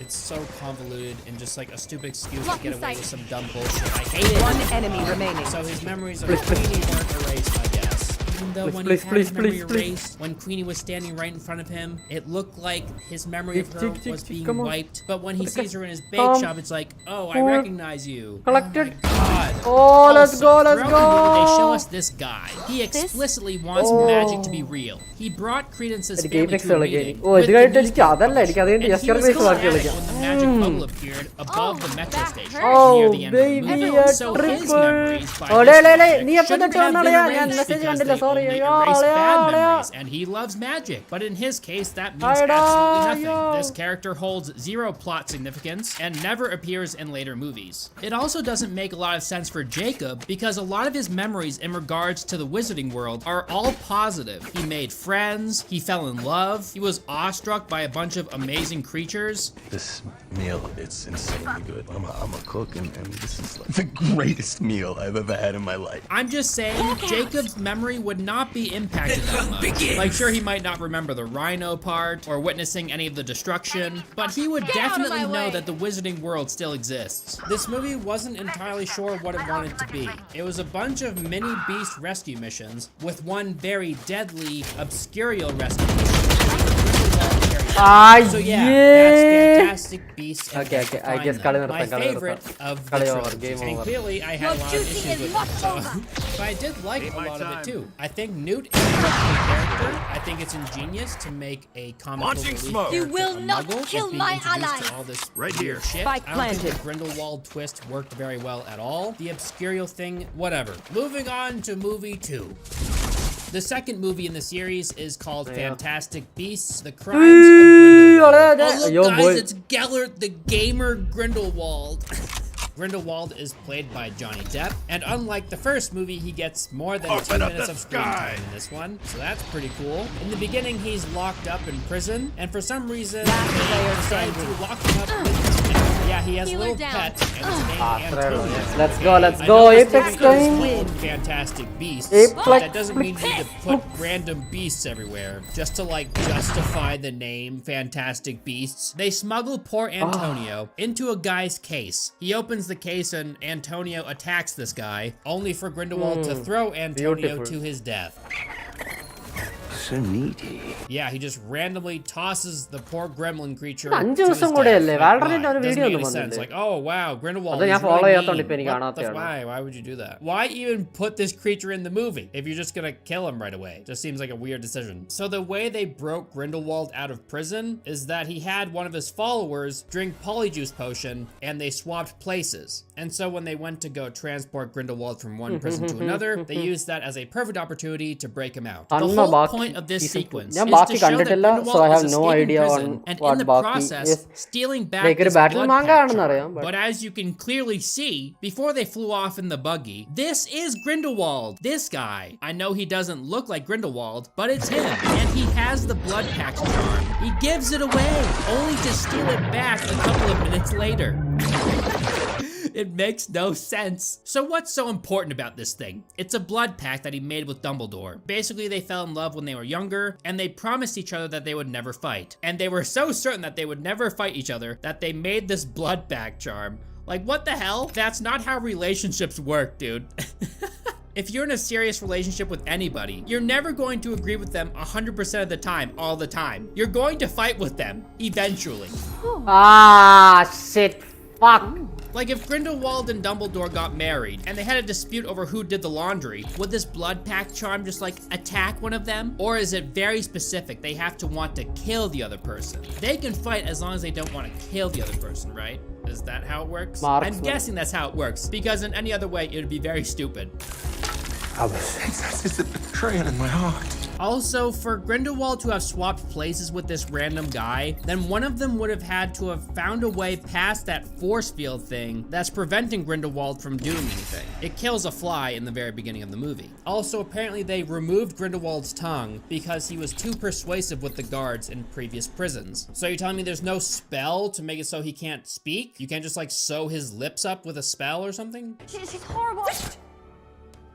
Also, it's hilarious that they have to transport him using this buggy that flies when there are so many other convenient ways for the wizarding people to teleport places. With like flu powder, they can apparate. Do something else, you know? That would be much easier and much safer. Like, what the hell? Why do they have to go on this carriage thing? And guess what, guys? Credence survived. Remember when he got obliterated by all those wizards in the previous movie? Well, he's alive somehow. Sorry, you're talking about Credence as if he were still here.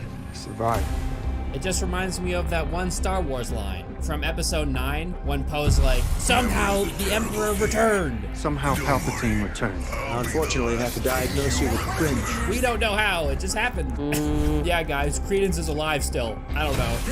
And he's part of a magical circus now. Don't ask me how this happened. His body reformed somewhere. Like, the particles of his body reformed, and he joined a circus. And he has this girlfriend now who's a snake woman. She can, like, turn to a snake.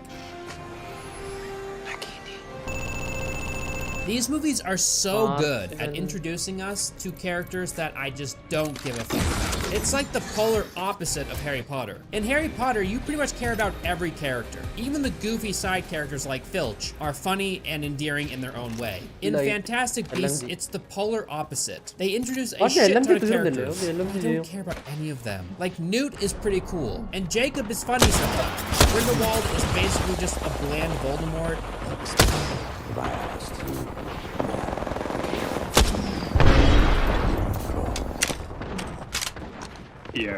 And yeah, there's Dumbledore. He's pretty cool, only because I liked him in the Harry Potter series. But yeah, it's pretty bad. So Dumbledore leads Newt to a rooftop in private. It's very important that none of the Muggles see Dumbledore. He's dressed like a Muggle, and nobody would call him bad. Maybe he's hiding from other wizards. If they're in London, this is a Muggle city. I don't know why he needs to hide. So Dumbledore casts a spell to make London all cloudy, which is strange because that's like the default weather there. Oh yes, just look at this British weather. Have a look at that. Such clear, beautiful skies. Some sheep over there. And he does this so they can talk on street level and walk around. Why he couldn't just talk to Newt on the roof beats me. We then meet Newt's brother Theseus. He works as an orar for the ministry. Then there's a scene of Newt riding a seaweed dragon, and we meet his super horny assistant. Coming at me very hard.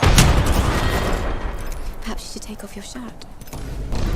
And he decides to get wet with his seaweed dragon instead. So there you go. Jacob is here, and his memory loss meant nothing, apparently. Yeah, JK just wrote it out. It's like, it never happened. I guess because the memory loss only impacts bad memories, which is obviously just some dumb bullshit so they can include Jacob in this movie easily without, you know, something else.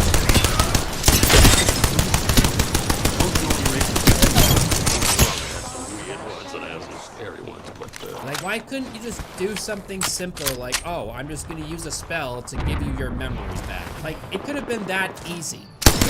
Like, just have Queenie do that. Have Queenie cast a spell on him to give him his memories back. It's that simple. Don't include some bullshit like, oh, it only impacts bad memories.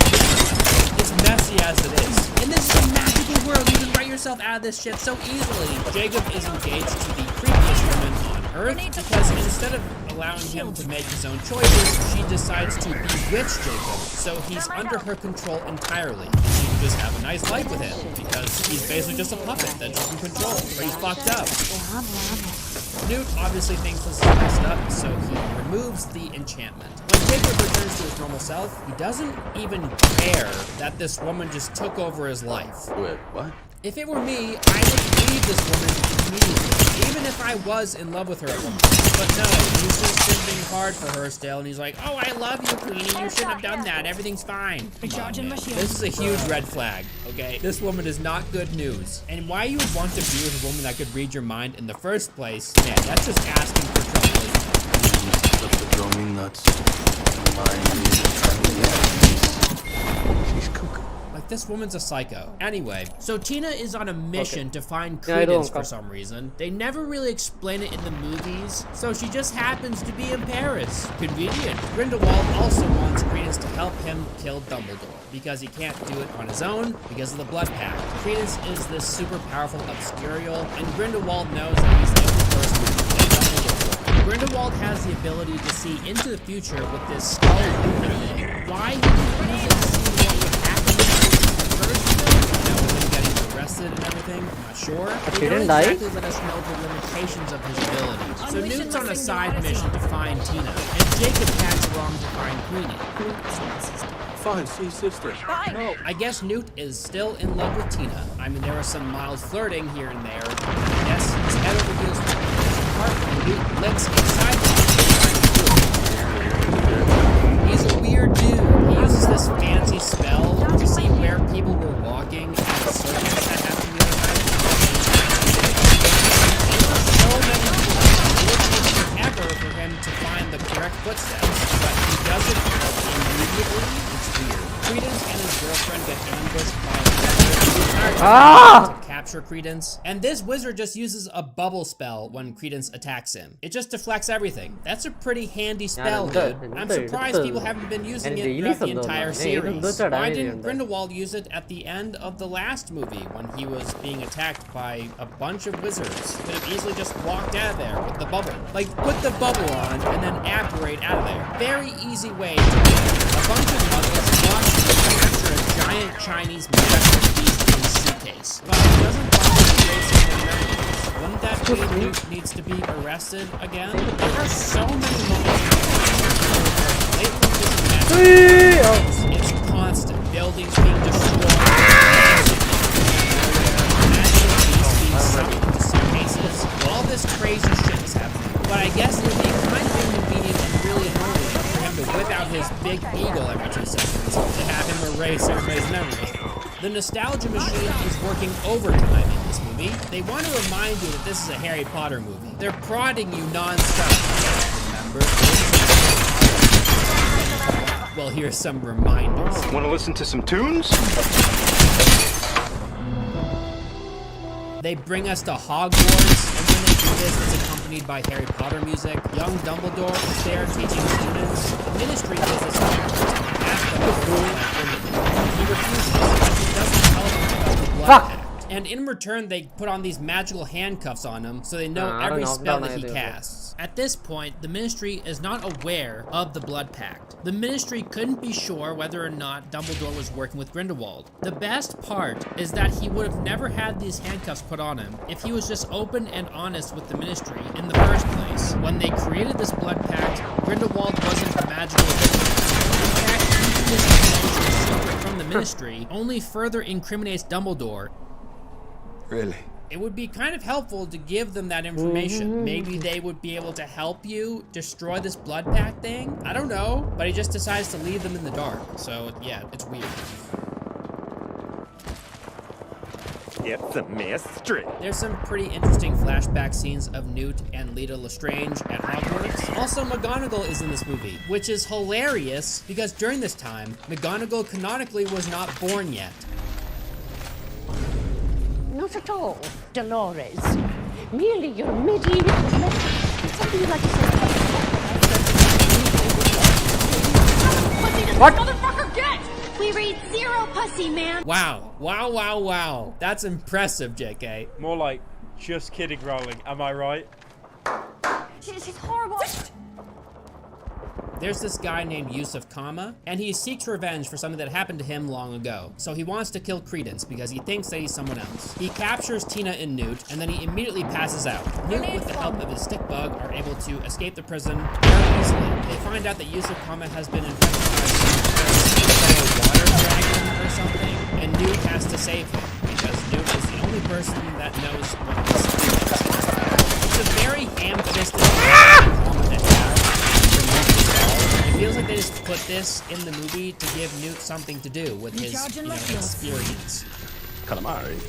It's so weird. Like, it has nothing to do with the overarching plot. It's just some random problem that Yusuf Kama has that Newt touches. It's like, whoa, nice. Maybe it makes Kama It's so dumb. Grindelwald meets Queenie, and he convinces her to go to the side. Because he's a psycho boy. So Grindelwald needs to gather all of his followers. Does this by covering the entire city in like black sheets. Yes, stupidity is ramping up. This is not normal, but if I looked out my window and I saw these massive black sheets covering all the buildings in my area, I wouldn't be like, normal. This happens all the time. How the hell does the world not know that the wizarding world exists at this point, you know? This weird shit happens. Another name that you might recognize from Harry Potter is Nicholas Flamel. What that dog is guarding is strictly between Professor Dumbledore and Nicholas Flamel. Nicholas Flamel is the only known maker of the Philosopher's Stone. What? Yes, he's in this. He's an immortal alchemist, and he has a magic crystal ball that they use in this movie. This could be used in many helpful ways. Like, I don't know, finding They gotta complicate things. I like how in this movie Newt's face is plastered on most wanted posters everywhere. He's not this crazy criminal that's killed a bunch of people, you know. He violated a travel restriction. It's like, okay, why is he on these most wanted posters? Tina and Newt are faced with these evil cats, and they're guarding this place that Tina and Newt are infiltrating to find more information. But they don't attack unless they're attacked first. Newt says this. They weren't Imagine if a bunch of evil wizards came in here with their wands. These cats would just sit there and snarl at them and do nothing until these evil wizards attack them. So, I mean, they're not very effective, are they? They go very deep with family history in this movie. A bunch of stuff about Leta Lestrange and her awful father Corvus Lestrange and her brother Corvus Lestrange. It all seems pointless and meandering. It has nothing to do with Newt and everything to do with Credence and Yusuf Kama. The best part is that this entire scene, when they're sitting there explaining all this backstory and bullshit, it takes forever. Like, this guy did this to this person, and so Yusuf wants revenge, and Leta Lestrange swapped a baby when she was really young, and one of the babies ended up dying, and apparently that was her brother Corvus. It's a huge convoluted mess. They explain all of this stuff, and at the end, it doesn't matter. Credence isn't Corvus. Yusuf Kama thought Credence was Corvus, and he went on this big mission to try and kill him, when he wanted revenge on Leta's father, who isn't even around anymore. So why is he going through all this effort? And the best part is, he waited so long to do this. Like, what the hell?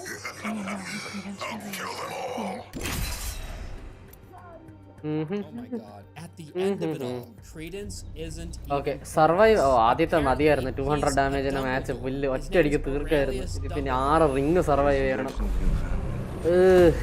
ചായോ ആ ഇവർ രണ്ടുപേരും ഒരേ പാർട്ടിയാണെന്ന് തോന്നുന്നു.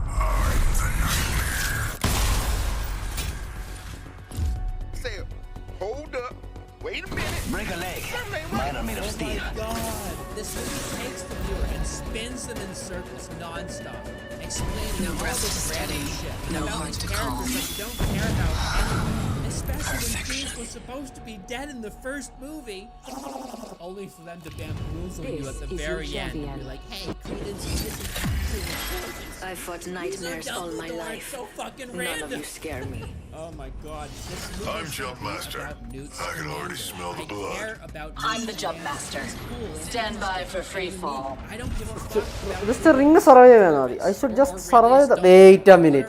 ഞാൻ മറ്റേ boxing സാരത്തിനകത്ത് കയറി ഇരുന്നിട്ട് like ring അനുസരിച്ച് ഇറങ്ങിക്കൊണ്ടിരുന്ന ഞാൻ മാക്സിമം സർവൈവ് ചെയ്യില്ലേ? So at the end of this movie, Grindelwald has this long Hitler speech about how the wizarding world is better than muggles. There are always people. Vámonos! Let's go over there. അവർക്ക് വാൽക്കറിയുടെ ചേട്ടാ കോസ്റ്റിക്കിന് ഇങ്ങനെ എന്തെങ്കിലും കിട്ടണമായിരുന്നു. Like ഒരു പച്ച gas വല്ലതും ട്രെയിലായിട്ട് പോകുന്നയോ എന്തെങ്കിലും കിട്ടണമായിരുന്നു. ഇത് ഐ ഗസ് വാൽക്കറിയുടെ എലമെന്റ് ലൈക്ക് പറക്കുന്നതായതുകൊണ്ട് maybe that makes sense. But കോസ്റ്റിക്കിന് എന്തെങ്കിലുമൊക്കെ കിട്ടണമായിരുന്നു. മേ ബി കസ്റ്റം ടാങ്ക്സ്, മറ്റേ കാനിസ്റ്റേഴ്സ് അല്ലെങ്കിൽ കസ്റ്റം ഗ്യാസ് കളറോ എന്തെങ്കിലും കിട്ടണമായിരുന്നു. I know it would have been very confusing. Apparently it's going to devour all the parties. Smell that. First blood. Need to make a circle of red flame to try frame rates are very questionable now. At the end of this movie, the Niffler steals the blood patch while Grindelwald is distracted. Rings nearby, and we still got a minute. Plenty of time for some fun.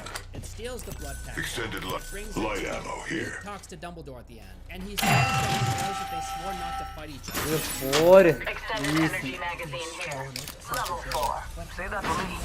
45 seconds and a nearby ring. At first, he might be lying about Credence being a Dumbledore, but it's confirmed in the next movie. So yeah, that's the crimes of Grindelwald. Yeah, I mean his biggest crime being Rings close. 30 seconds. Black sheets. That was pretty inconvenient, you know. On to movie 3. Movie 3, The Secrets of Dumbledore. You and Grindelwald were as close as brothers. We were closer than brothers. I do like dick, though. Yeah, so this one's fun. It's centered around politics. Snore. 10 seconds until the ring It's all closes. about Grindelwald trying to work his way up as the president of the Wizarding World because he wants to destroy all Muggles. Because that hasn't happened before. We haven't had an evil lord that wanted to destroy all Muggles. I didn't think something like that existed. Except this No matter what we get, I will turn it to our advantage. Faster, faster! And then he Mild to the ready. Mads Mikkelsen. Who will he be next? Who will he be next? Jack Black? So yeah, Aurelius or Credence or Corvus, whoever Ezra Miller is, he comes out of nowhere. He kills Newt's magical dragon demon or the Chillin, and they snatch up a baby and bring it to Grindelwald. Apparently, when a Chillin is born, a righteous leader will rise up and lead the new world. Or some bullshit. They're supposed to change the world forever because they choose the leader, you know. A Chillin knows everything. They know best. So basically you line up a bunch of powerful people, you put a Chillin on the ground, and it walks over to the person who is meant to lead, or like the best. And if it bows to them, then they're elected. So yeah, there's no voting in the world. It all comes down to a random baby deer that just goes around and bows to people. There's no way that anybody could use this to their advantage. Found an extended energy mag here. I could use that. Mikkelsen in a villain Half the squad. Okay. Level 2. And he's good here. There's a new Like, kid, I could use that. and it isn't me. more of like a Tim type of demon. 他不是罗巴吗？ I like Mads Mikkelsen a lot as Grindelwald, and they should have used him from the beginning. So yeah, Grindelwald has this ability to see into the future. He's a seer, I guess. And he amplifies this ability by having his goons go out and kill a mama child and steal the so baby. it feels very So that's if I where did Newt steal comes it. in, because obviously he cares about these Chillins and he wants to protect them, which is kind of a cool way to give Newt some agency in the story. So Grindelwald kills the baby Wait, Chillin. To see into the future. Not sure how that works. This is the Harry Potter universe, so it just works. You're kidding me. This magic bullshit, you know? These movies are full of it. If he was a seer before, I guess he just wasn't very good at it, because all of his plans just kept on getting foiled. But hey, here we are. I hate that. So you and friends have to find a way to confuse. Oh yeah, ശരിയാ റെവനന്റ് എന്തൊക്കെയോ challenges ഉണ്ടല്ലേ No escaping me. How do I slide? Okay, wait, എനിക്ക് വോൾഡർ ചെയ്യാൻ പഠിക്കണം. വോൾഡർ അല്ലല്ലോ വേറെ എന്തോ ചെയ്യണം. Ideally ഒരു 3x scope. Ideally ഒരു 3x scope. It's just a bad way to write a movie. This might have worked in a book. It doesn't work very well for a movie. We get to learn a little bit about the blood pack charm thing. So the way the blood pack charm kills you, it uses the chain that like wraps around you. It's implied that it's trying to kill Dumbledore. I'm not sure what else it'd be doing. And this is just for thinking about turning against Grindelwald. And then the charm hits the wall for some reason. I guess it flies toward Grindelwald. I'm not sure. Like what's going on? Wonderwall. Actually, ഇത്രയും മതി എന്ന് തോന്നുന്നു. Dumbledore. Isn't that breaking the pact? You know, like asking someone else to do the thing that you're not supposed to do. Killing this guy, just not doing it yourself. Isn't that betraying each other? I guess that doesn't count. Apparently, the Wizarding World needs and so they need him to fight against Grindelwald. It makes no sense. You're a good dude, and you know about the Wizarding World, so we're here to bring you back so you can help us fight against a wizard. Like what? Seems to me you're just the kind of average Joe the world needs right now. Granted, Queenie is working with Grindelwald, and maybe that could be a reason why they would want Jacob. Doesn't make a lot of sense they would meet him. I guess being a good guy is enough to fight a dark lord. Whatever. Whatever justifies jamming this character into the story when he has no place. Because we desperately need that character. There's this scene of Professor Hicks, who's this random wizard lady, tricking Jacob to come outside so she can talk to him and convince him to come back. 他们就是个车子，刚刚一直在开。Hicks to get 刚刚就听到这个车搁那一直开，我操！啊，还是这么好吗？他刚应该一直自己瞎转。These are the heroes. Kama, and Newt's brother Theseus. Give a shit about these characters. Like,我炸一下呗，我的妹子。Just try and escape. 慢点，人有点多。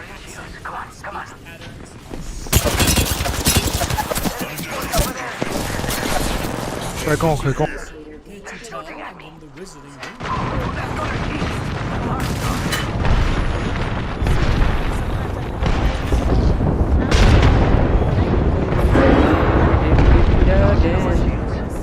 Ring 2 आया. Oh ring 2 आया. Ring let's go. Ring top of morning. 1 minute. 又上去了。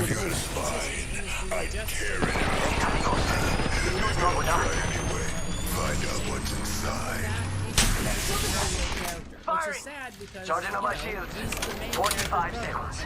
But we could just walk it. Enemy far. 啊，这打起来。Oh wait, what? Undu mon endu speed. Puniyumbam.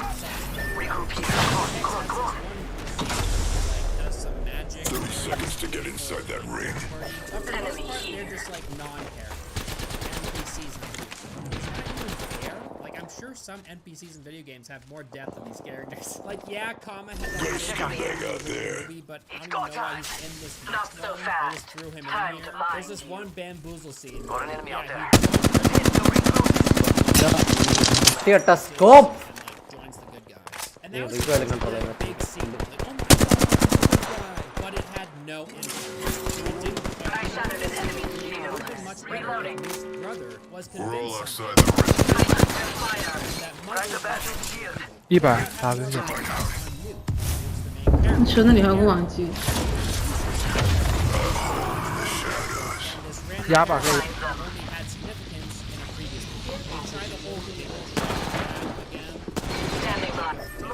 网机大了。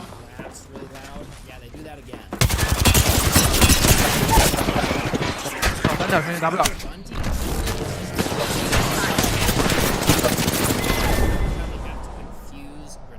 Well, she has 6 replicas made of Newt's briefcase. Because guess what, guys? At least I survived one ring. 我操，一进去3角象限。Grindelwald took the original children, killed it, and revived it, and relived it. So we'll shoot him on election day. Obviously, this second chillin might be a problem. Right. So Grindelwald wants to capture this second chillin. He's gonna secretly hide the chillin. Tell Newt that it's in the briefcase. Shadow sound. Oh, that's it. They just tell him Battle Pass. It's like, oh my god, it's not actually his case, obviously. Remember when I told you about the part when Newt had to save his brother from prison? It goes on for quite a while, and this prison is pretty insane. There's a massive hole in the center, and there's this big scorpion bug thing that just kills the prisoners randomly. And in order for you not to be killed by this thing, you have to carry this lantern around. It's weird. And there's a bunch of like baby scorpion bugs around, and Newt knows that he has to like dance in a certain way so they won't attack him, and instead they will also dance and just follow him around, and it's pretty hilarious. They basically just do a Fortnite dance together. Like they're literally doing the crab meme. You know the crab meme? The don't I don't know how it goes. So there's this big dinner party with all the politicians. Professor Hicks makes it appear like Jacob does this tornado spell in the middle of this dinner party. Like he's an assassin or something. And none of the wizards try and stop him. Instead, they just kind of flee and wait for other wizards to come in and stop him. And I guess Hicks was totally cool with Jacob taking the fall for this, even though like some of these wizards know that this Jacob guy is a muggle. So wouldn't they be very confused that he's performing magic? Also, Grindelwald tried to assassinate the other politicians in the room by like spiking their drink. Wait, JK just wants this cool heroic moment from Professor Hicks, but it doesn't make much sense for Grindelwald to do this. Why the hell would you want to assassinate the other politicians? competitions. When the ഞാൻ new challenge castle is എടുത്താൽ over, മതിയായിരുന്നു a actually. surefire way എനിക്ക് for new him കാസിലാണ് റവനൻ അങ്ങോട്ട് I കൂടുതൽ think കളിക്കാൻ that ഇഷ്ടം. this assassination would only jeopardize his ability to win. Stay out of my way. നമ്മൾ very defensive actually. You know what? Yeah ഞാൻ finisher അടിച്ച് കളിക്കാൻ പോകുന്നു. Fuck it.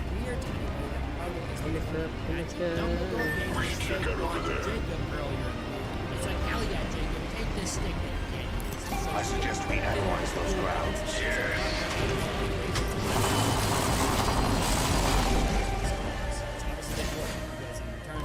But he didn't think to erase Jacob from Queenie, and that could easily complicate her loyalty to him. Or perhaps Not bad. Not bad. എനിക്ക് അത്യാവശ്യം loot കിട്ടി from here. The only thing is I could have played. Like, look at this muggle. He tried to kill me or whatever. And then Grindelwald uses the Crucio curse on him, so we finally have a reason for Shotgun bolt here. in front of all these wizards. Credence is sick of Kuttan Rampage എനിക്ക് തീരെ ഇഷ്ടമല്ലായിരുന്നു അവർ rework ചെയ്തതിന് ശേഷം. But rework അല്ല, മറ്റേ Nof ചെയ്തതിന് ശേഷം. But എനിക്ക് ഈ അടുത്ത കാലമായിട്ട് എനിക്ക് ചെറിയൊരു റാംപേജ് സ്നേഹം വരുന്നുണ്ടോ എന്നൊരു. I can use that. This other candidate, Santos. The ring isn't very far. 45 seconds remain before closure. Supposed to be the vote for the dead twins. The enemy has arrived. Because Grindelwald thinks I will this is take a that. great Thank opportunity you. to kill Credence in front of everyone. But Dumbledore The ring is shoots a close, spell. but we only have 30 seconds oh left. എന്റെ മോൻ എന്ത് സ്നേഹം. Okay ഇവൻ ഒരു 9-1 ആണെന്ന് ഞാൻ വിളിച്ചതാണ്, but ഇവൻ 9-1 അല്ല. Because Grindelwald seeks to kill someone. I will accompany you. Defending someone as they were trying to kill each other. And that breaks the blood. I show this by Deploying a variable. but I don't understand. Come on, the ring's close. Introducing a new variable. I thought the whole point of the blood pact was so this wouldn't take place. And it doesn't make any sense that that's how it would destroy the blood pact. Target spotted there. Say I was bullies. Defends this. Firing on subjects.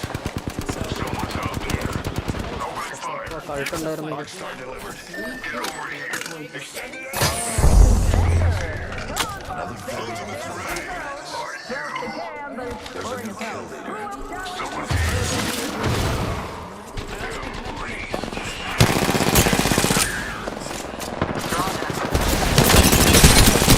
Left,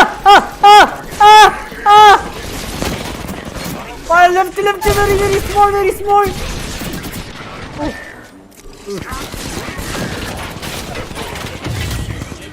You're better off dead, but I could use the cover.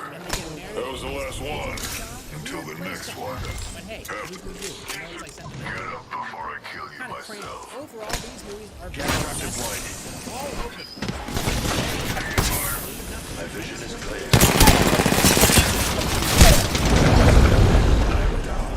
എന്റെ അൾട്രന്ന് കിട്ടാത്ത എന്റെ അൾട്രേറ്റ് എത്ര? You know, in most movies, there's a third act structure. There's tension, big thing happens. Oh my god, maybe there's another one at the end that ends. In this movie, it's just like squiggles.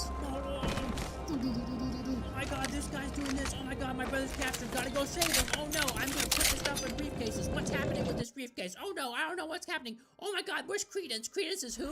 Oh, I don't know who's Credence. Blah! Oh, remember Newt? Yeah, he's the main character. Oh, Newt's gonna save him. Oh my god, no, Newt doesn't do anything at the end. Wow, that's weird. And it's, Dumbledore. Everything's about Dumbledore now because we love Dumbledore. Oh no, now it's Dumbledore versus Grindelwald. Oh my god, I wish Newt was doing something. Oh! And now the movie's over. That sucked.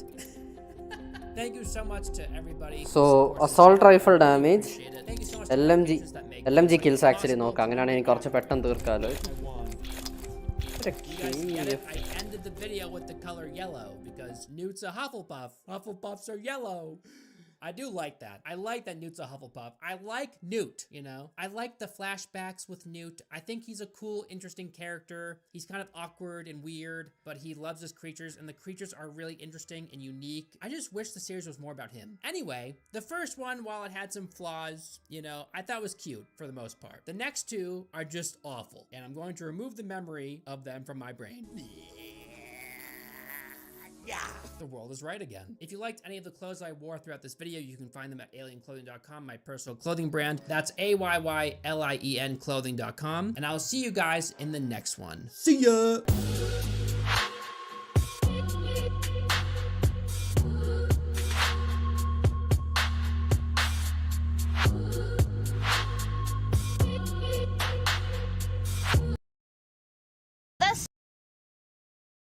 Truly appreciate Scooby-Doo. When I started making videos about Scooby-Doo on this channel, I really just wanted to appreciate the Scooby-Doo I remember growing up with. But as I continue to watch more and more, I start to just truly and deeply appreciate the charm of Scooby-Doo. I am done defending Scrappy. Now I want to review every single. Thank you so much to Kamikoto Knives for sponsoring this video. You might have seen the title of this video and thought, oh my god, just another video hating on a superhero movie. What's new? There's like 1 billion of those. Jesus Christ, when will it end? And in this case, I think it's completely justified. And that's not to say I hated everything about this movie. I definitely didn't. And you'll find videos all around the internet just shitting all over every single bit of these movies. I'm not gonna do that.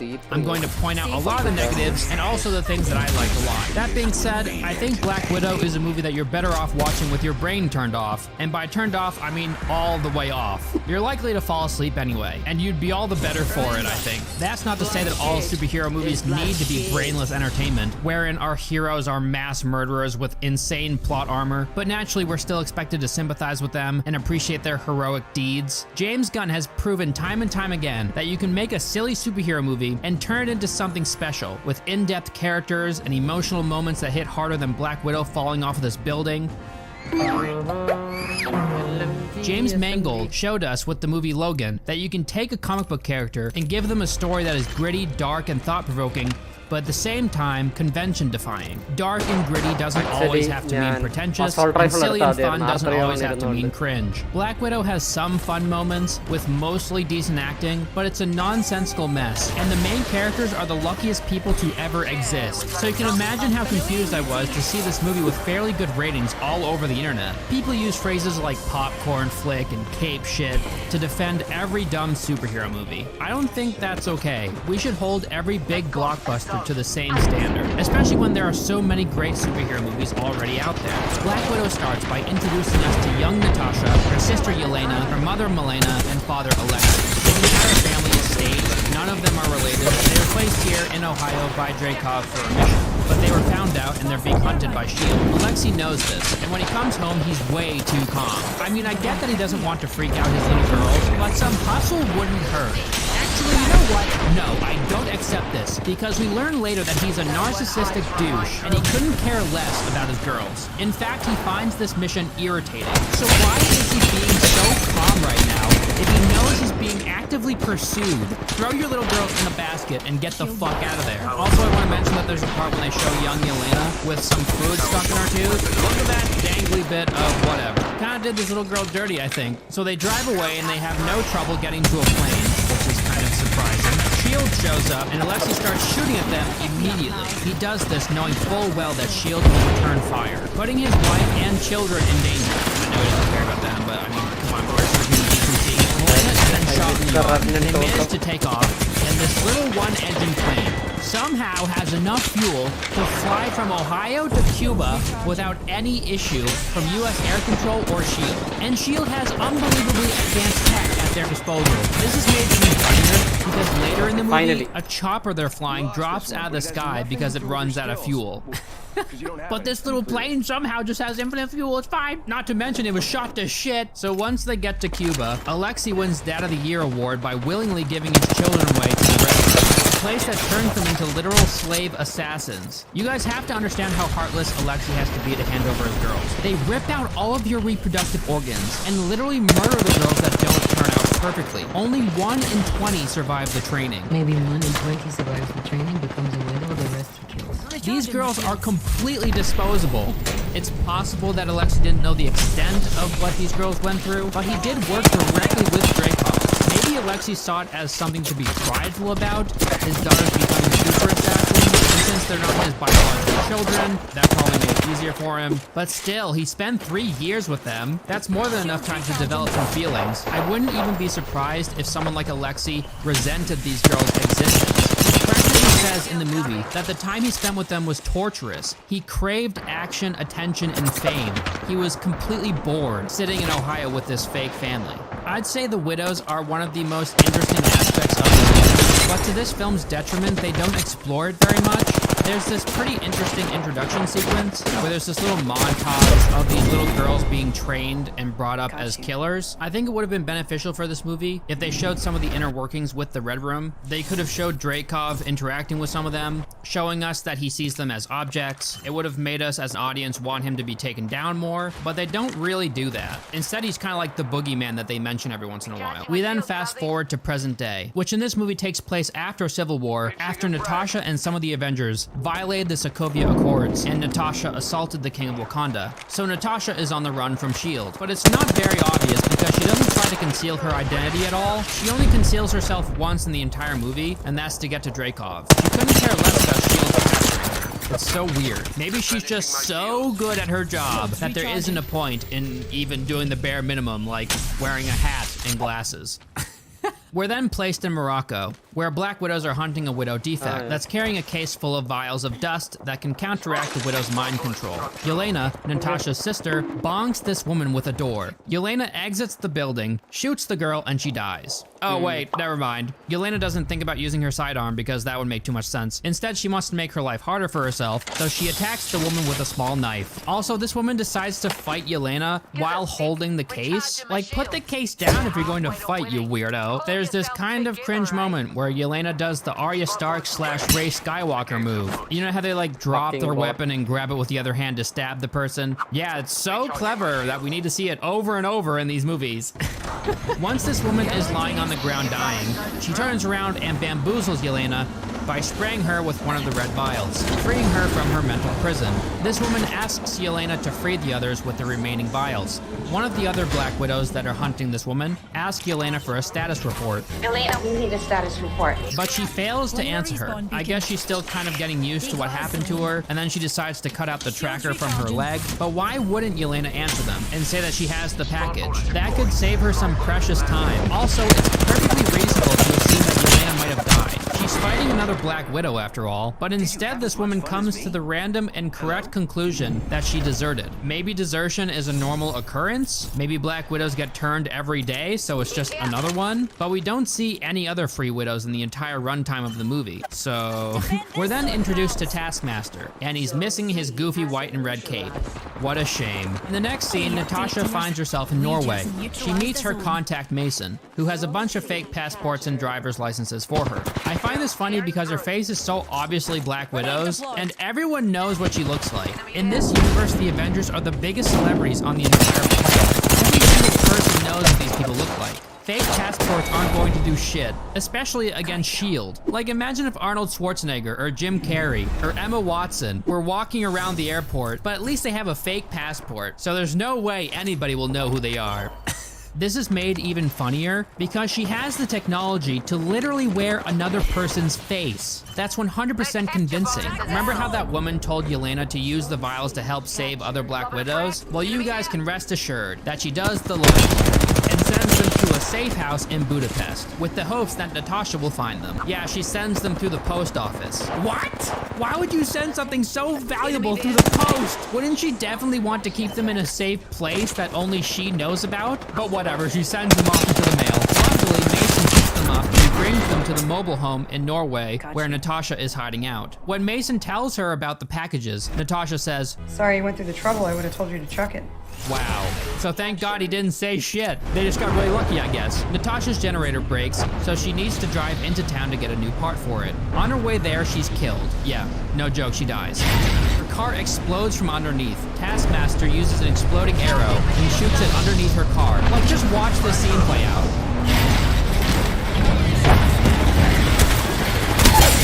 So yeah, she's dead. She's definitely fucked. Oh, never mind.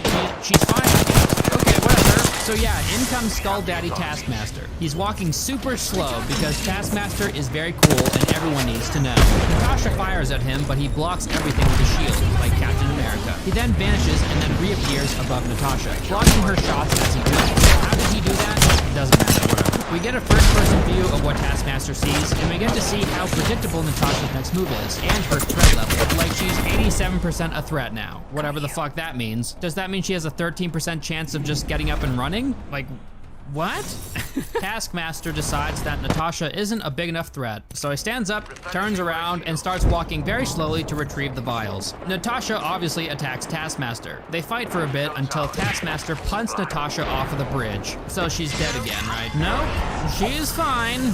Again. And I guess she was able to pocket the vials before this happens. Also, how aren't all of the vials broken due to this crash? That's a pretty good case that they're in.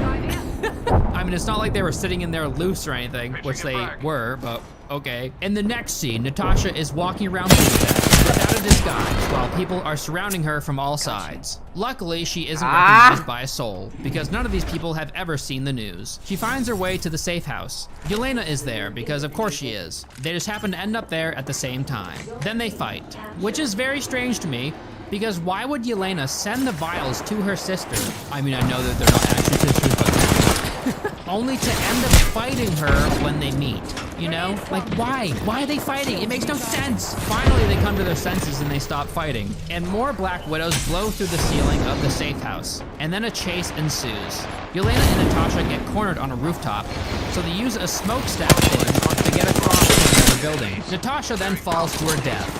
Yeah, so that's what, like 5 times she's dead now? Yep. Oh, just kidding, she lands on her feet. What?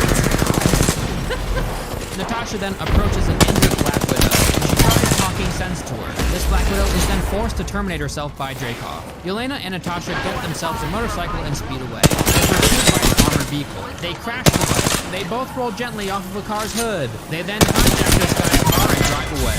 Very rude. There's a Black Widow pursuing on a bike. She has no idea how vehicles work, so she doesn't think to shoot the tires of the SUV that Natasha and Yelena are driving. From the passenger seat, Yelena does something incredibly reckless and forces Natasha to rip the steering wheel to the left, and they pull off this simple maneuver. They then simply turn the car around and keep driving away. It's that easy! The armored vehicle has Taskmaster in it. He pops out the top of it, shoots an explosive arrow under the SUV, killing both Natasha and Yelena again. So sad. Guys, this is ridiculous. Watch this concept. Oh!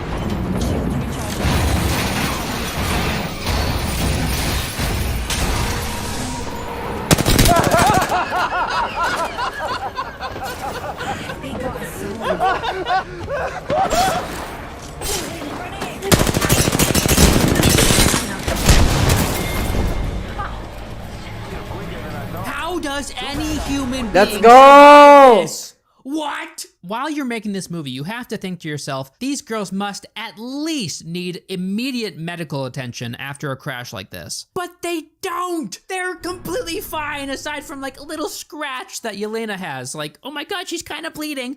Guys, come on! They escape Taskmaster by tricking him. They lead blood to a manhole cover. I guess they block the bleeding and jump into a vent. All before he got down there. So he goes down there and he's like, oh, where are they? He's in no rush, you know. This guy, he just loves to walk super slow. He's like, oh, the blood leads this way, must go this way. These girls have pretty insane problem-solving skills and quick thinking after going through an insane car crash. I'm impressed. So yeah, they're hiding out in the same vent that Natasha and Hawkeye were in at one point, I guess. Actually, so they show you know the what? inside of the vent where Hawkeye and You know, Natasha played tic-tac-toe and Hangman. Oh god. Actually. Just look at this game of tic-tac-toe. Like, do I even have to say anything? And then there's the game of Hangman. The winning word is butterfly, I guess. No idea what that means, and I don't care. While in the vent, Yelena and Natasha talk about Dreykov's daughter's death. There's a flashback scene of Natasha approving a hit on Dreykov without ever seeing him, and only relying on the presence of his daughter to kill him. She had no idea he was in the building and still ordered the hit, and she did this to seal a deal with Hawkeye so she could defect from the Red Room and join S.H.I.E.L.D. She defends blowing up this little girl by calling it yeah, collateral damage. Wow, that's fucked up.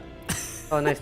We then see Natasha and Yelena going to a gas station. Yelena asks her sister why she never came looking for her, and Natasha has terrible justification for practically pretending like her sister never existed. She tells her that she just assumed that Yelena got out and was living a normal life, and didn't want to see her. Okay, what? So Natasha was able to defect from the Red Room, join S.H.I.E.L.D., join the Avengers. She's a celebrity now, she has this new family, life's great for her, and she never once thought about the sister that she spent years with in Ohio. She might still be a slave, and my best friends are the fucking Avengers, but I never thought to save her? That is so weird!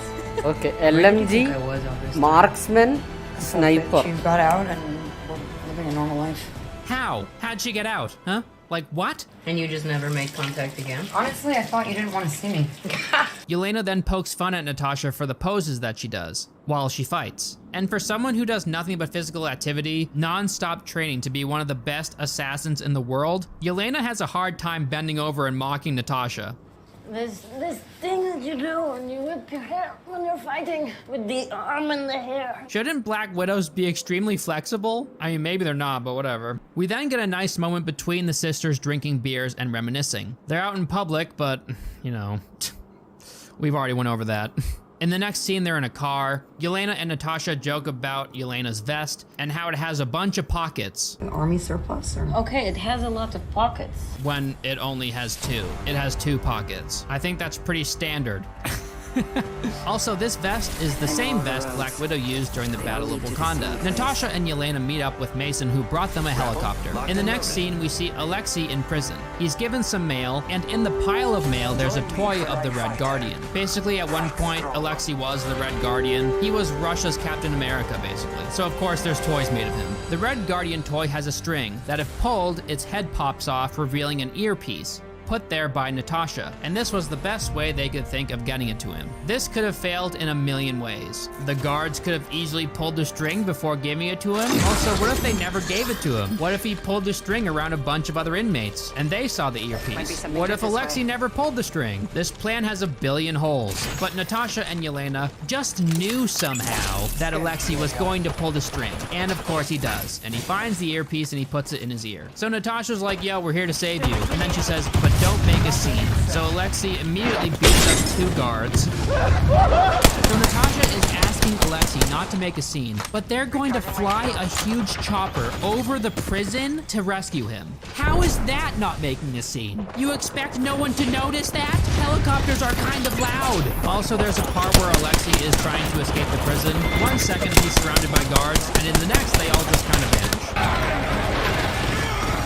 So that was convenient for him. Thank you, editors, for making that possible. So inmates and prison guards start rushing outside. In order to help Alexei escape, Natasha swings down and takes out some brainless guards that don't like using their guns. The guards that do like using their guns shoot at the helicopter that Yelena is flying. Then this guy with a mounted turret starts firing at the chopper. How is this thing still flying? It is absurd. Yelena then casually gets up and fires a missile at this guy. There's a big explosion, and it causes an avalanche. I guess the shockwave from the explosion caused it, but the tower is kind of far away from the mountains, so I'm not sure how that happened. I'm gonna roll with this one because I'm not sure if this could actually happen or not. I'm not about to try and myth bust this, so I'm just gonna say it's fine.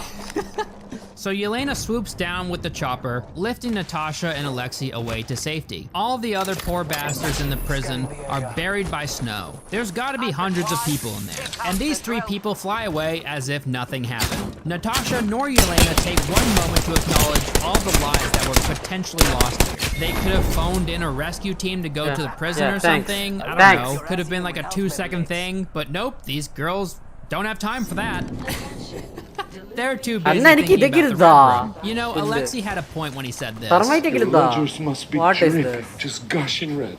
Apparently, Alexei was put in prison because Dreykov found him disorderly and annoying. Alexei tells them to ask Milena where the Red Room is. Milena was their fake mother when they were young. She works directly with Dreykov as his architect. Alexei knows where she lives, so he leads them there. Once we get there, we get this super silly scene of Alexei squeezing into his old suit.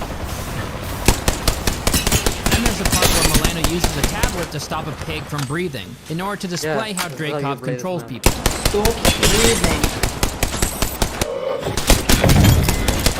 Finally! Yeah, it's kind of dark. Thanks. ഒരു kill.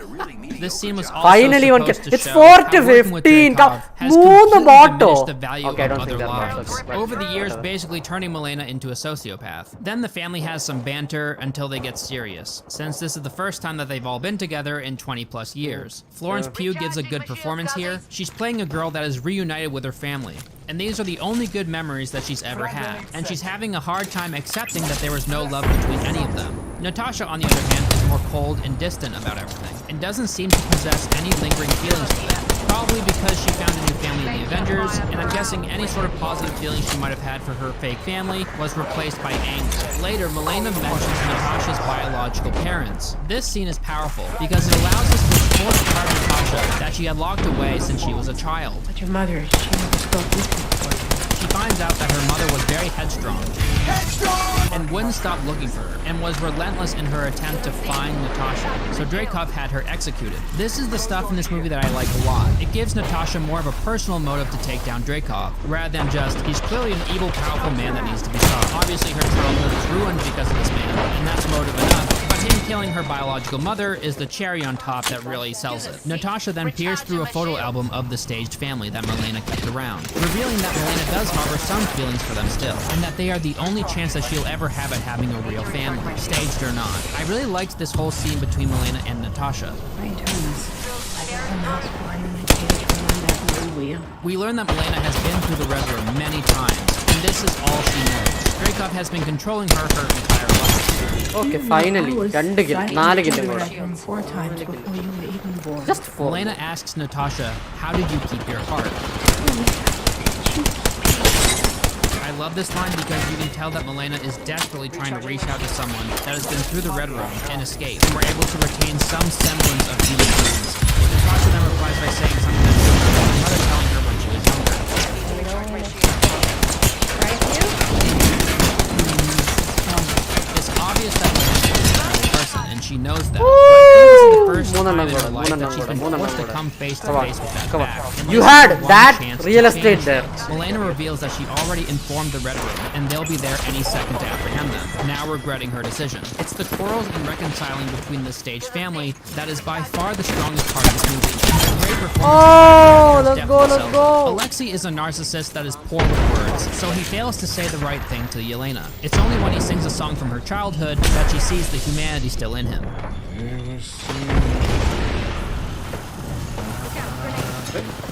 I like how this is an ongoing character trait with Alexei. You haven't seen either one of us in 20 years and you're gonna ask me about you?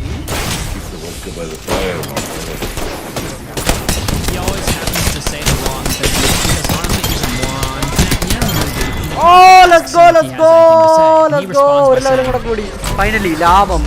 but in this W. moment, at the end, you can tell that he W means session. well. So obviously, Dreykov's men show up and capture them. Alexei Wait, wakes does up that to see mean- them flying towards Okay. a fortress in the sky above the Have a ocean. thing. This is the Red Room. Also, Milena is flying the craft, but it's revealed later that this is actually Natasha, disguised as Milena, in order to get close to Dreykov.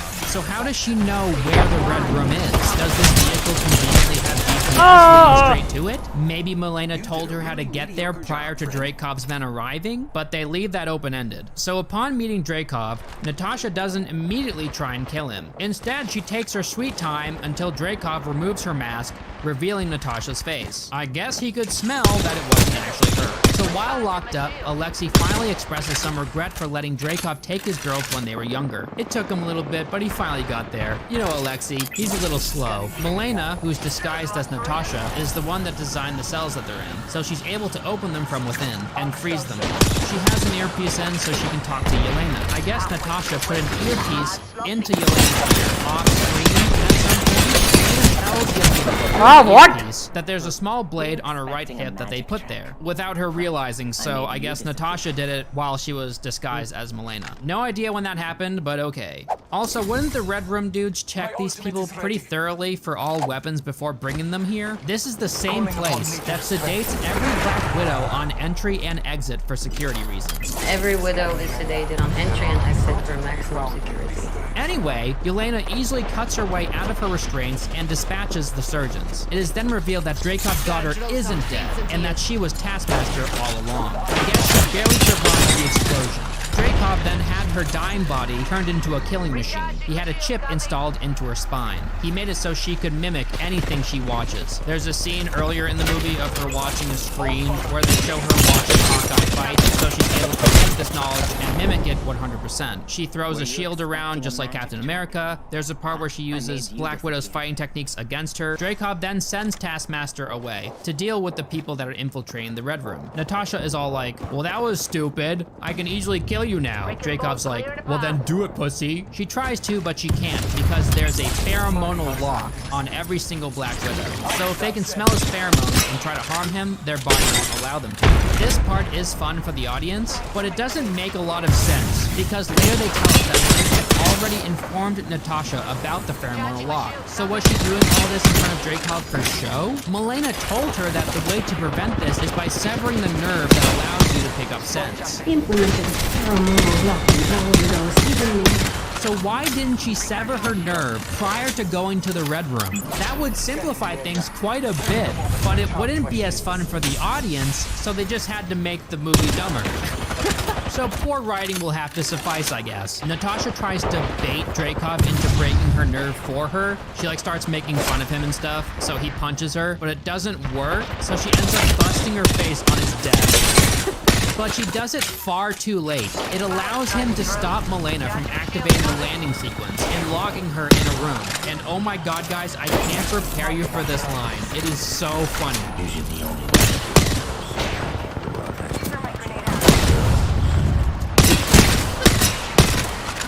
I can't believe that's an actual line in a big blockbuster movie. This king of espionage that also hates women would name the program after a species of spider wherein the female eats the male after breeding. Which is kind of ironic, isn't it? So Milena is able to escape this room by traveling through a vent. She's then surrounded by guards in the engine room. She shoots an explosive at a spinning turbine directly above her, like a massive one. She's then able to shoot a grapple hook upwards and somehow doesn't get hit by any falling debris. What? Come on, dude. Doing this is suicide and she should have died, but whatever. So Alexei is fighting Taskmaster. Wait, so Revenant's fast is able to... I'm pretty sure he doesn't land a single punch against her. That is until Milena shows up at the last second and throws Taskmaster into a cell. Alexei then locks it. Natasha takes her sweet time beating on Dreykov, so the other widows show up and save him. They fight Natasha until Yelena arrives at the last second and throws a bomb of antidote above all of the girls and frees their minds. I gotta say, there's a lot of at the last second going on in this movie. Milena and Alexei are able to get into a jet and escape. And no joke, 2 Red Room guards jump after the jet. It's just them. They jump after the jet, these 2 guys. Free falling after the jet. And they're shooting at it while free falling. You can't make this shit up. It's so dumb. And one of these guys is a fat ass, I guess. So he's able to break off the vertical fin of the jet just by falling into it. Natasha finds Taskmaster locked up. You guys know her. She's a little suicidal. So she opens the cell, hoping that Taskmaster will just come to her senses magically, even though she literally can't. And Natasha knows this, but whatever. But then guess what, guys? At the last second, there's an explosion separating them. So yeah, Natasha got pretty lucky right there, I guess, and survived another explosion. What else is new? There are 2 cheesy as fuck scenes of Natasha and Yelena running away from explosions in slow-mo. They're trying so desperately to make these characters appear cool. There's even a part where Natasha lands to help Yelena, and they just put an explosion behind her because, I mean, it's cool. There doesn't have to be an explosion behind these girls during this scene every single time they're running away, okay? Like, come on, please pump the brakes on the explosions, guys. So Yelena gets atop the aircraft that Dreykov is in. She loses her Russian accent for a second, which wasn't all that convincing to begin with, and jams her cyber stick into the engine. Don't do it! This was fun! No!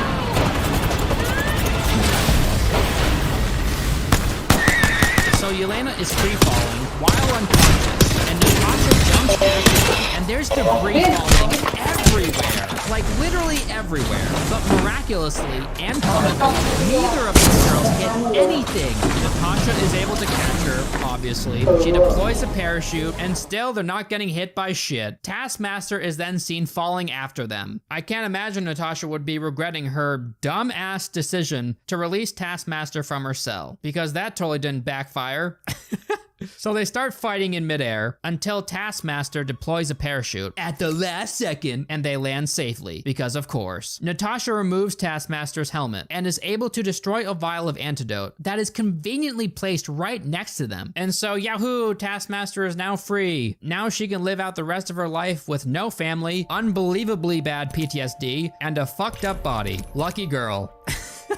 I think she would have been better off if she was left to die in the cell. Okay, it would be so much cooler if we find out that Taskmaster was never brainwashed. She just has Stockholm syndrome, and she loves her evil father and hates Natasha because she knows Natasha tried to kill her to get to her father. That would have been crazy, but no, we can't have that because this girl's innocent, and we can't kill any innocence in these movies, except for all those people in the prison, and everybody else that I'm forgetting that definitely died due to these girls' actions, but let's just forget about them. At the